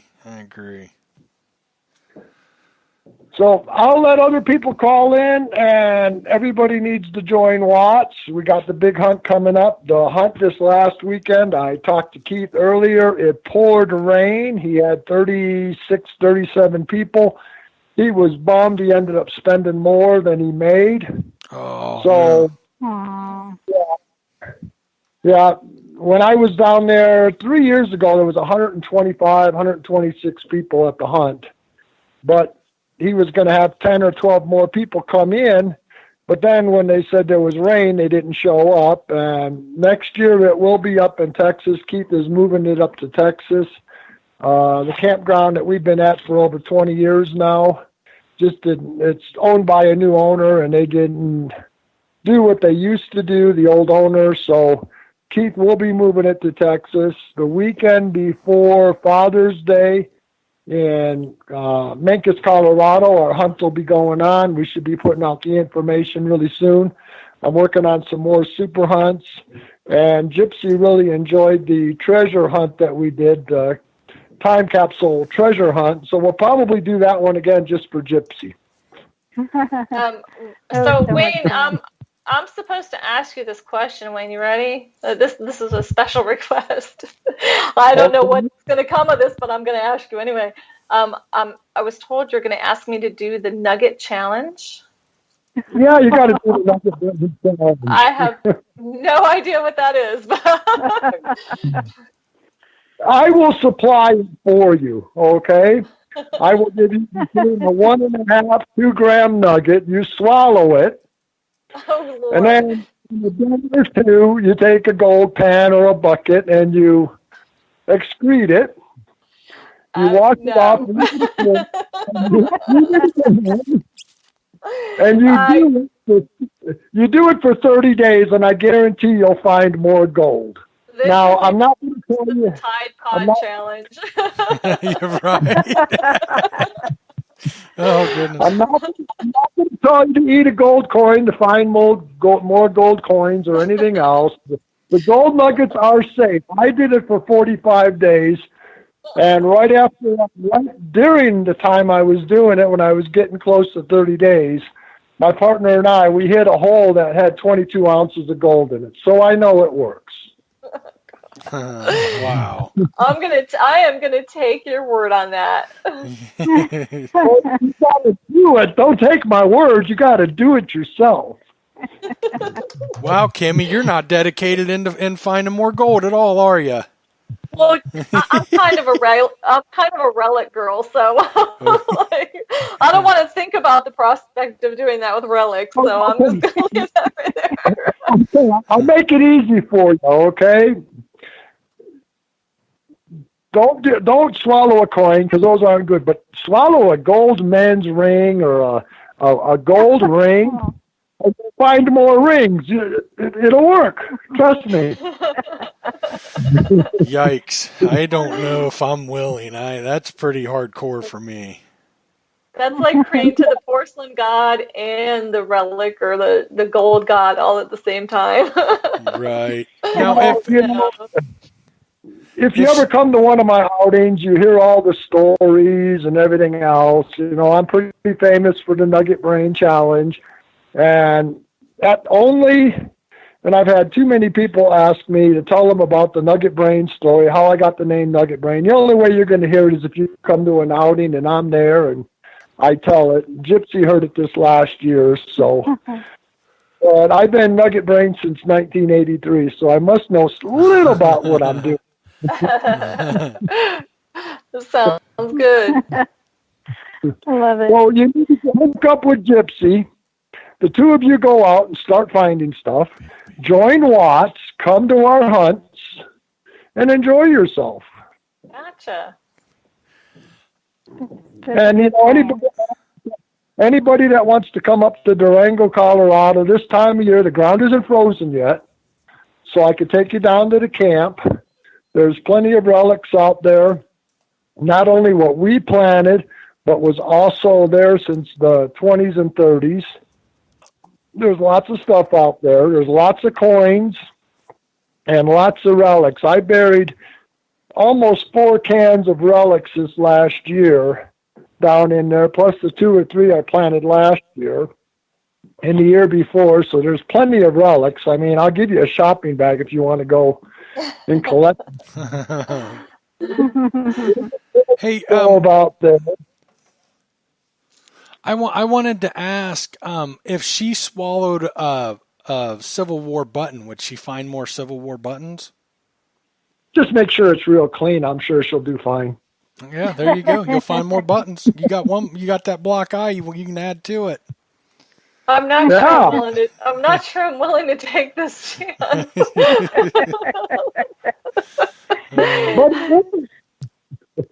There's a guy down in Australia. There's a guy down in Australia. He laughed when I told the story. 2 days later, he did the Nugget Brain Challenge. He went out and he ended up finding more gold. Now, hold on. I've got a question for you. How does anybody know that they ended up finding more gold? I don't know. There sounds like a little hole in that story to me. You know what I mean? I found 22 ounces like, almost to the end, and before that I was finding a pennyweight or 2 pennyweight a day. Yeah, but see... Yeah, I don't know, Wayne. I kind of gotta wonder. Wasn't that just going to happen anyway? I'm sorry. Yeah, no, I'm not swallowing it. Yeah, never know. You never know. Yeah, I guess you're right. When my dad used to tell me, if you don't ask, you'll never receive it. So, every time I go to a restaurant or anything else, the waitress comes up and says, is there anything else I could do for you? I said, yeah, give me $1 million in cash. If I had, I'd give it to you. I said, I'll start out with $1, or you could buy my food today and I'll just run a credit line on you.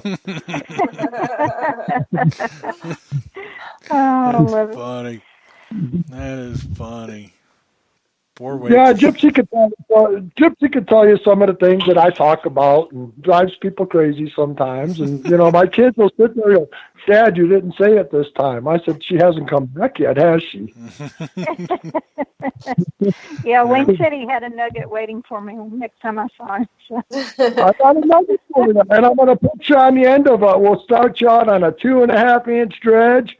And after about a day or two, when you start enjoying it, I'm going to throw you up on the floor and throw the diving mask on you, and you could start diving. All right. Then I'll hit the mother load, right? If you start eating that nugget, yeah. I don't know, Gypsy. I'm not going to guarantee it. See, there's the problem. Never There's no guarantee. I'm not swallowing nuggets unless there's a guarantee. That's funny. I can't guarantee she'll find more gold if she doesn't eat a nugget. If she comes up for, let's say, for a week, okay, and she does dredging, and she gets a half a penny weight a day, and then she starts the Nugget Brain Challenge. She might hit 5 or 6 penny weights in the next day. You never know, but you don't know unless you try. Do it, Gypsy. Right. Do it. We'll see. I'm sorry, Gyps. I can't get behind this one. Okay, you snooze, you lose. Oh, man. It reminded me, I'll have to tell y'all a little story, too. I've got a question for Kimmie, but it reminds me of one of the strangest requests I ever had for metal detectors. The lady was like, I had put my wedding ring, on my little end table here, and it went missing. And the only way I think it happened, my dog was the only one in the room. She thought her dog might have swallowed it. Oh, so she asked me to come over. Yeah, she asked me to come over and run my detector over the dog. And sure enough, I got a signal. So every day after that, she was out in the backyard with her little gloves and a little baggie, and she was going through it. And sure enough, finally, she got the ring back. That is the best definition of a ring finder I have ever heard. Have you ever heard? I've heard a story of somebody who swallowed their what's it called when you've got like one tooth, like what's that called? A crown? I don't know, like the whole tooth, or like a bridge, like 2 or 3 teeth. They swallowed like a bridge. Not once, but twice, and it was expensive. So like, and I'm just like, I would go toothless. I'd look like some toothless hillbilly before I put that tooth back in my mouth that's been through me. There's just no way. No way. Oh, now that's why I invented soap. Mm-hmm. I was going to say something, but I can't. This is a PG show. Oh, Lord. You ever heard that phrase, S eat and grin? Right. So you've never swallowed a bug or inhaled a bug, right? Oh, many a several. Well, see, it's the same thing. That's a bug. That's not. Different. Yeah, potty mouth. Bill said potty mouth. Insects That's just and another excrement are 2 different things. The form of protein, that's all. I mean, Oh, Lord. Oh, Lord. Yeah, one has the potential to make you really sick. There's not enough bleach and chemicals to clean that tooth. There's just no way. No way. Not going to happen. Your stomach acid helped clean some of that. Listen to That's Gypsy right. jumping in. Oh my! I mean, I can't blame somebody for doing it. I just don't think I don't think I could do it. I just don't think. Matt's wanting to call in now. He just Let's bring Matt in real quick. If you're still listening, Matt, I'm calling you in now. He just called. It's so upset. I love Matt to death. Okay, but like I tell him all the time, like he's my co-host on Tuesday night, Kimmie. And, Okay. and Matt is like the guy. He reminds me of Chris Farley. Like he shows up, has a couple beers in him. Does he live in a van down by the river? No, maybe. I can neither confirm nor deny. But Matt's the guy that shows. He'll call me 5 minutes before we're getting ready to go live when I'm all stressed out. He's like, "Who we having on tonight? What are we doing?" He's that guy. And I tell him all the time, we can't have callers on the show because the new update. I can call people, and he just called me. What's up, Matt? Well, it was very important that I called you because Okay. I had something critically urgent to say. Okay. You need to start metal detecting dog parks because you'd be surprised how much amazing stuff that dogs must eat that I find at there's a dog park by my house. And when I got nothing better to do and nowhere to go, I just show up to the dog park and you usually get there after it rains a day or two and you're solid, man. That stuff starts disintegrating and finds right on top of the ground, and there's just cool stuff. Oh, wow. I just wanted to mention that. Matt, once again, you just overwhelm me sometimes. Love you, buddy. This conversation has degenerated. Right. That's you can thank me later. That's all I'll say. I just like that he said that after rain you're solid. I don't know. You said it wasn't solid anymore. So. Well, maybe solid wasn't the best word of choice to use. No, it worked perfect. It worked perfect. I loved it. Yes. Talking about poopy stuff. When I do metal detecting hunts down in Arizona, I did a bunch of them down there for years, and we would look for cow pies, and we metal detect the cow pie, and there'd always be tin foil in there or bubble gum wrappers. It always shows up on your detector, and we'd always throw a coin under it and then slide the cow patty over in cow patty on top of it, and the people would metal detect go, well, I'm not going to touch that, and they keep going. Well, there was a coin under it. That's just mean. That's just mean. Well, you gotta follow Mega Brain in the field to find out what he's doing, I guess. We got to get inside your crazy mind is what we got to do. Yeah, Kimmie, our shows always, they can start off so on the right track, and we can stay focused, and by the end we're talking about poop and everything. I mean, it goes off the rails. I got to say one more thing about poop. Do it, Gypsy. Jump in there. I remember when I was metal detecting in Galveston, and there's part of another story. I have to tell you that on another occasion. But anyway, inevitably, occasionally, there would be a signal right under a little piece of dog poop on the beach. It just happened. And the good thing about detecting on the beach, though, you just throw some sand over it and it doesn't even smell anymore. But it reminds me, someone had sent me this. They'd sent me this little, I guess, a clipping from a newspaper, and it was a little comic, and it had a man and a woman on the comic, and it shows us one of them putting their coil, their detector over the pile of dog doo, and then he's saying,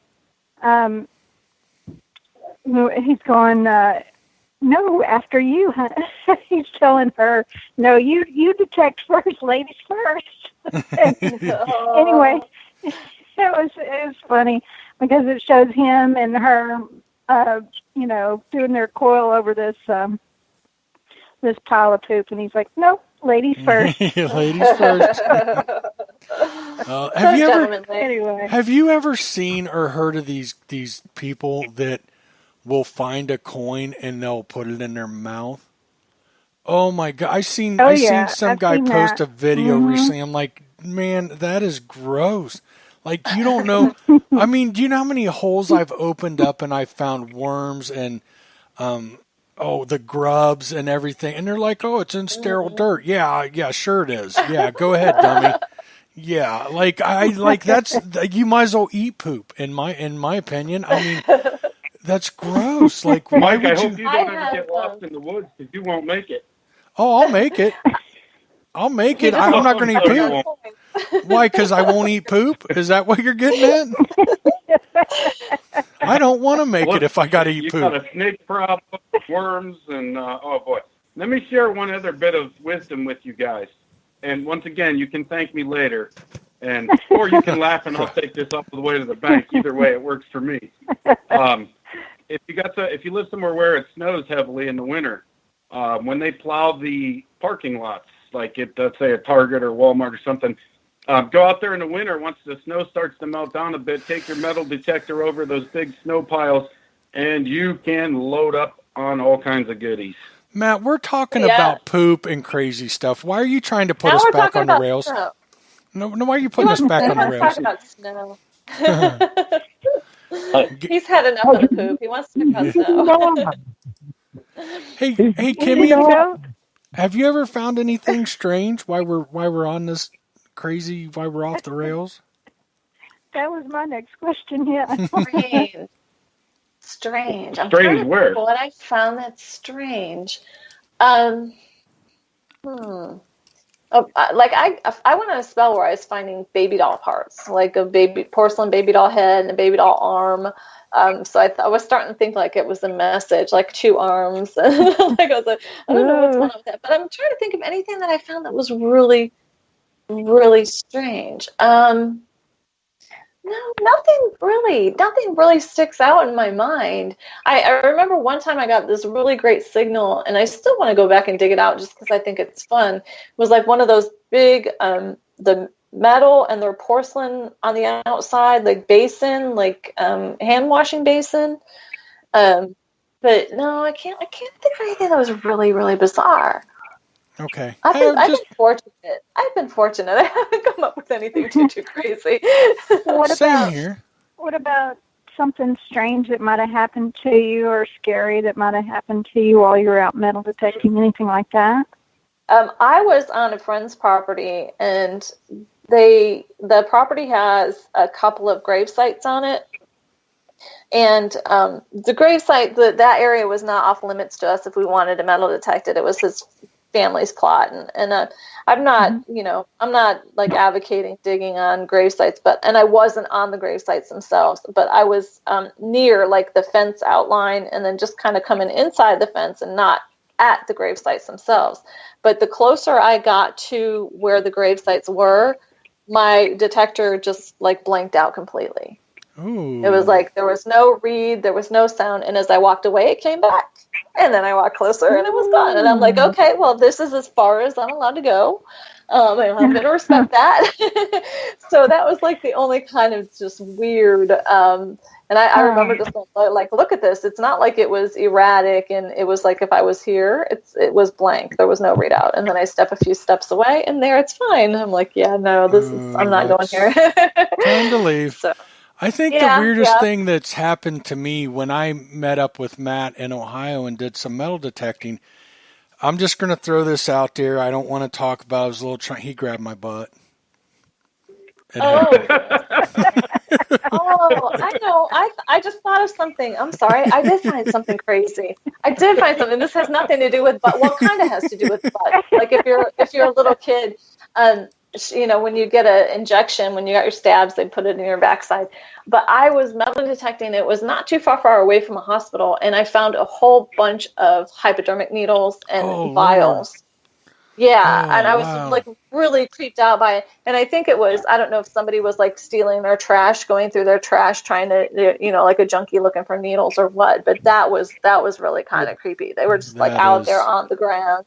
And so I left that area. Yeah, that's creepy. Once I was detecting in Galveston, and, the old meters where you put the coins in over by I think it was kind of downtown in the older area, and they had the old coin meters, and I was like, oh, that's a great place to go look for coins. So I'm over there hunting that strip there where those meters are, and I'm finding lots of coins. And then all of a sudden I find a bunch of hypodermic needles just laying right on top of the ground. I'm like, no more. I'm getting out of here. It's creeping me out. No, it's not good. Both good stories, but not as good as Matt grabbing my behind.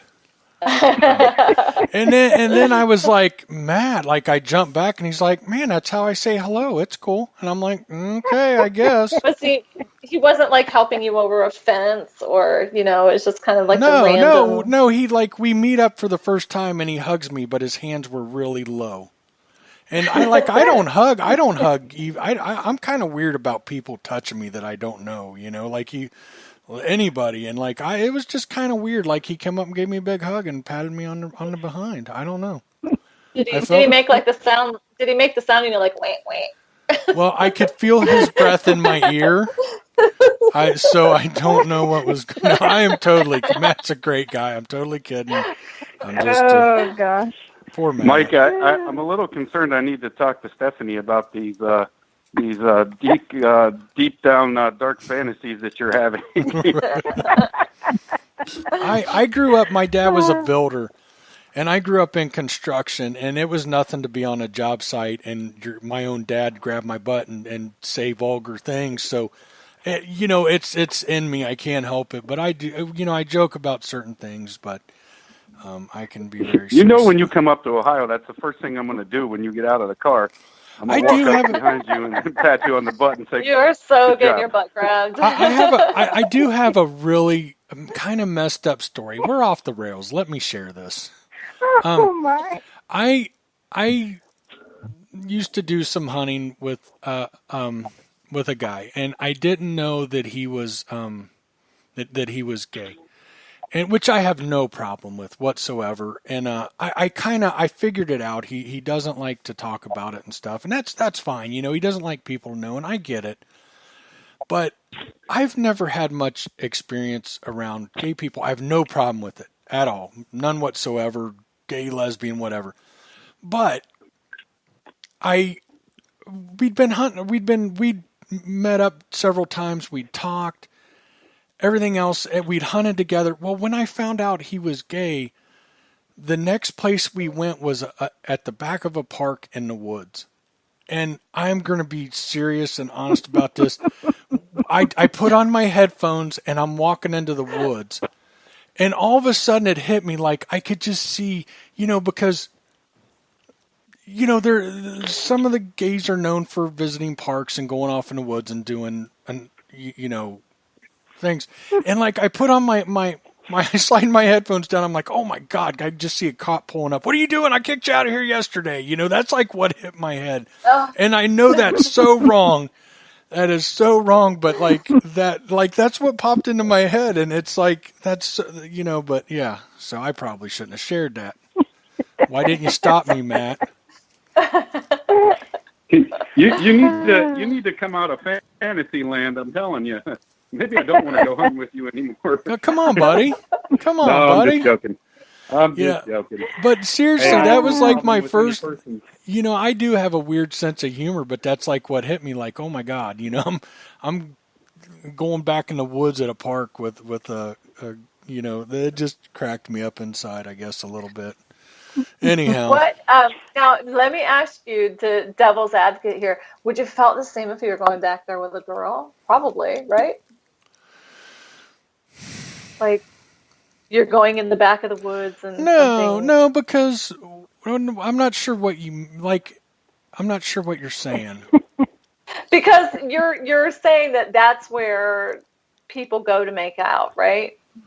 Yeah, no, I wouldn't feel the same with a woman because women aren't disgusting pigs. I mean, whether you're gay or straight, men are disgusting pigs. Men are the ones who go to the park and do nasty things. Women don't do that. You know what I mean?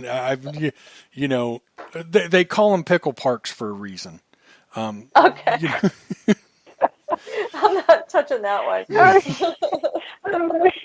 They don't call them donut parks. They call them pickle parks.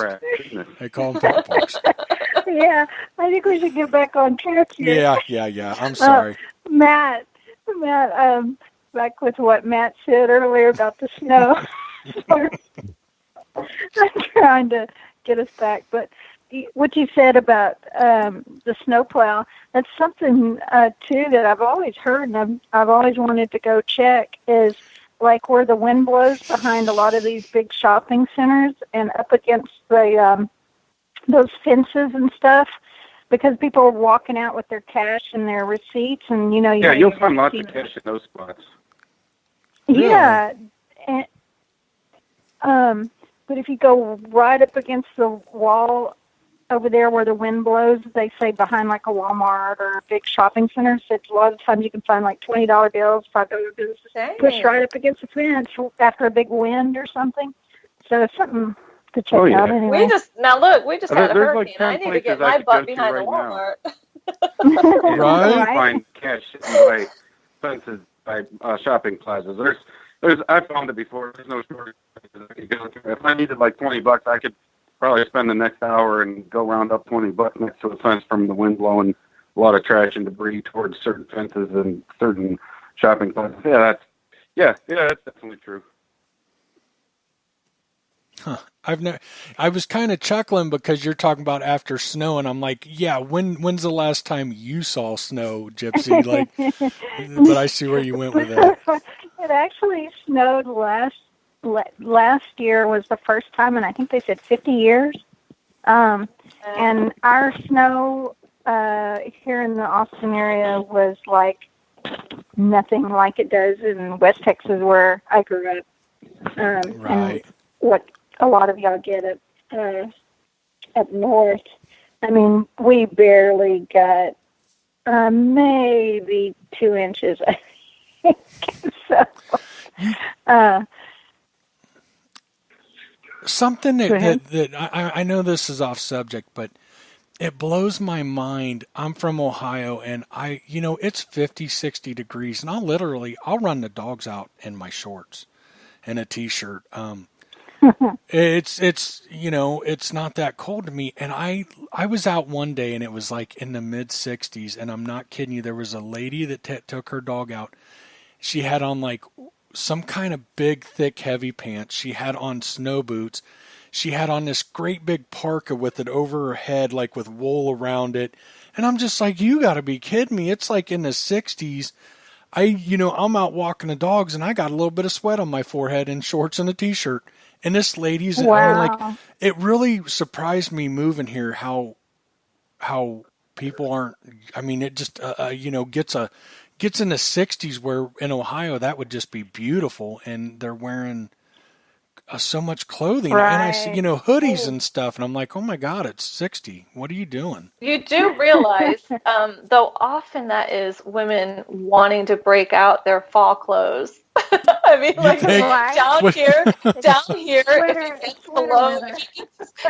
it gets to 70 down here in the South, these girls have got their boots on, they've got their coats on, they got their little trendy, it's funny because you're like, oh yay, I can pull out my fall clothes.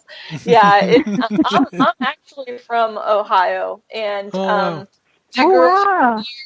grew up near in the suburbs of Cleveland, and I actually lived, if any, the Mentor area, the up by the lake. So I know the words lake effect snow, and I grew up in December. I was born in December, so I am a snow baby. But I'm telling you what, once you get acclimated to the different weather, and I'm down here now, mm-hmm.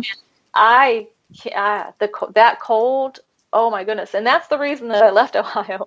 One time of doing a 180 into a snow embankment. And I finally said, you know what? I'm done. I'm done trying to I'm done. It was fun when I was a kid, but when I had to get to work, I was done. And so I went south. And if I had to go back up there in the winter, I don't know that I could handle it. I like it for a short spell. I love the snow. I do love it for a short spell. But where I was in Ohio, it seemed like you had snow from October until May. You know what I mean? It just seemed like the winters were so long. I can do it for a short period of time. But on the flip side, the summers are very long down here. It's like I absolutely love fall. This week we've been having weather. It's getting down into the upper 50s at night, and the sleeping weather is amazing. And the daytimes have been in the low 80s to upper 70s, and I'm just like, this is amazing. I can do this. Yeah. It was so weird. It's been so hot here, and we had this big drought this summer, and like I went metal detecting yesterday and got out to use my small coil for the first time, and it was 90 degrees, and it was almost sundown. It was still 90 degrees here. And then today, it's been a low of 42. So I'm so cold-natured from being, living here in this area that I can't be like Mike stepping out in my shorts and flip-flops and stuff like that in the winter. But you know what? When it comes to metal detecting, if it's snowing, as long as I'm bundled up really good, I don't mind. Yeah. Oh, and when you get out there and you're moving around, you can get warm. I can dig in the cold. Exactly. I would rather dig in the snow than dig in the summer, without a question, because it's just I can put those clothes on, and if I get a little warm, I can loosen that jacket or take the jacket off. But when it's hot, you can't escape it. There's just no, you can't escape it. So the problem with the snow is it usually comes frozen ground, and that stinks. And I'm with you. Like, I love winter and I can handle it some, but by the end of winter in Ohio, you just like, I just want to die. You're just so depressed. And I am getting used to it here in Texas, although, boy, was it a hot summer. But I went out this morning. I forgot, I knew all about this record cold we had coming today. And I'm just so used to taking the dogs out in shorts and T-shirt. And I threw my stuff on this morning, walked right out, and it was like 46. And I'm just like, oh, my goodness. And I was freezing. I come in. I had the AC on yesterday. I came right in and turned the furnace on. It was kind of strange. But, wow. Isn't it crazy? Yeah, we've gotten way off the subject. We got way off. We're hot, we're cold, we're eating nuggets. I don't know. We're talking about poop and everything else, and it just went crazy. Are we at a point to wrap it up? Is there any other questions? Does our do we have anybody got anything to say? What about in chat? Does anybody got any questions or anything for Kimmie?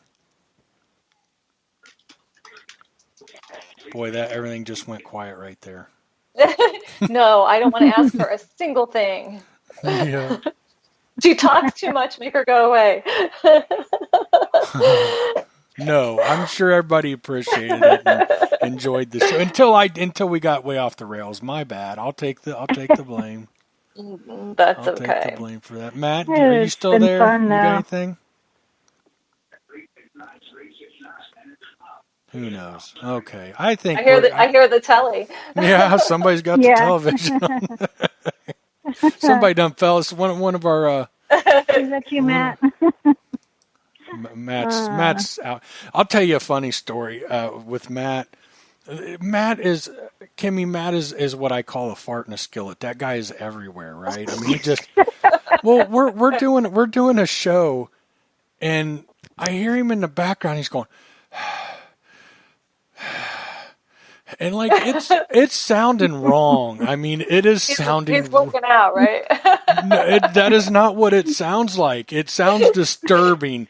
And finally, we get off the show, and like he's being all quiet. And I'm like, Matt, what was that? And he was like, oh, I was out in my driveway picking weeds out of the driveway. And I'm like, oh my God, it sounded so wrong. Like I'm trying to talk to our guest, and you just hear Matt. Like all breathing all seductive. Right? Well, he had his phone on mute or something. He thought he had it on mute, but it wasn't. So I'm telling you, he's hilarious. Yeah, he's Chris Farley. He shows up, his jacket's a hot mess. His clip-on ties hanging off of him. 3 minutes. Who we having on tonight? What's going on? That's Matt. I love it. Yeah. So, Kimmie, okay, do guys. you have any questions for us? I don't think so. I think we've covered just about anything I can imagine. I think we have. Real quick before we get off of here, Predator Tools, go to their Facebook. Their website's awesome too. Go to their Facebook page. They're running. I think it ends tomorrow or Wednesday. They made it an event, and you got to join the event. Say you're going, but it's a contest. Whoever names the shovel they sent me will get. If they pick the name that you choose, they're going to give you a Model 85. So go out there. If you haven't yet, go out to Predator Tools on Facebook, find the contest, join it, and throw a name out there. Have you done that yet, Gypsy? I haven't thrown a name out there. I shared it on my page, and I've been thinking of all kinds of names, but I haven't. I don't think see if any of my names are taken. Matt came up with the governor, and I like that, but I don't think he shared it, or at least I didn't see it. But we'll see. I like that. He should enter that. That's really, right? Clever. I like it. Bill says the Badger. That's a good name. That's a good name. Oh yeah, it is. That was one of our mascots one year, a long time ago. The McKamey Badgers. What's that? The McKamey Badgers. It was one of our school mascots. Oh my goodness! Way back in the day. Of all things. Mine was the devil. Mine was a devil. Is that Red Devils? Is that fitting? Call it the Dirt Devil. Close. There you go. Well, no, isn't there already there's a Dirt Devil vacuum cleaner? Can't use that. Well, there's you're right. Call it the. I don't know. I got nothing. Anyhow, if anybody out there is interested, go to Predator Tools on Facebook, enter the contest. I think it ends Wednesday, but get out there now, and you want to put it in now, and hopefully you win. Awesome. I put in Mudge because that was my nickname when I was a kid, the Mudge. I think that's what it should be. I'm just saying.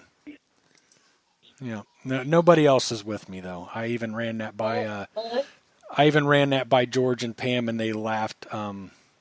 Nervously is how I would put that. Like they didn't want to tell me it was a stupid name and they're never going to use it, but I could tell.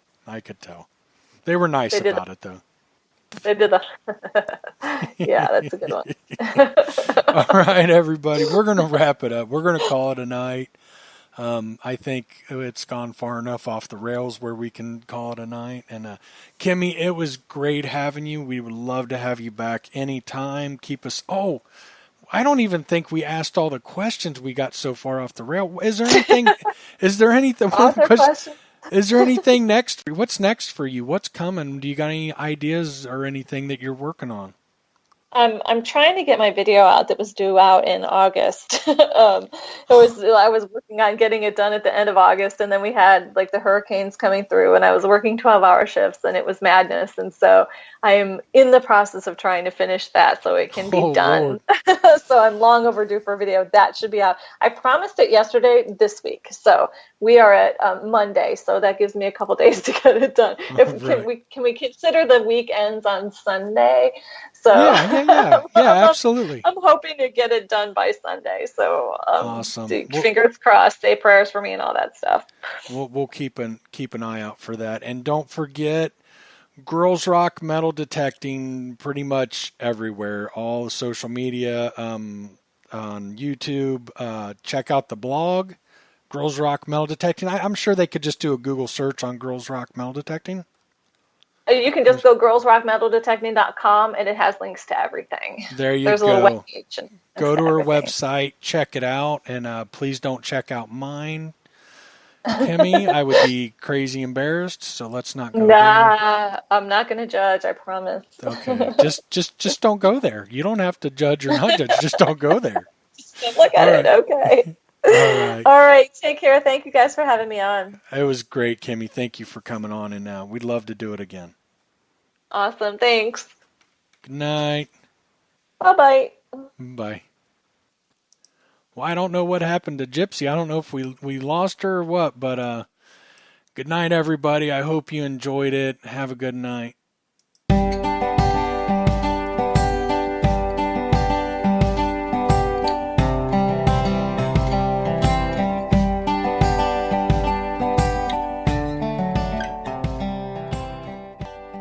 The All Metal Mode podcast is sponsored by Digger's Den. If you are looking for a metal detector, get in touch with Mike or Brian. Together, they have years of experience with many different brands and models. They also truly enjoy what they do. You can contact them through Facebook at Digger's Den, visit the website at dddetectors.com, or give Mike a call. He makes it sound like it's so hard raising our boy, but trust me, he has time. 937-414-4578.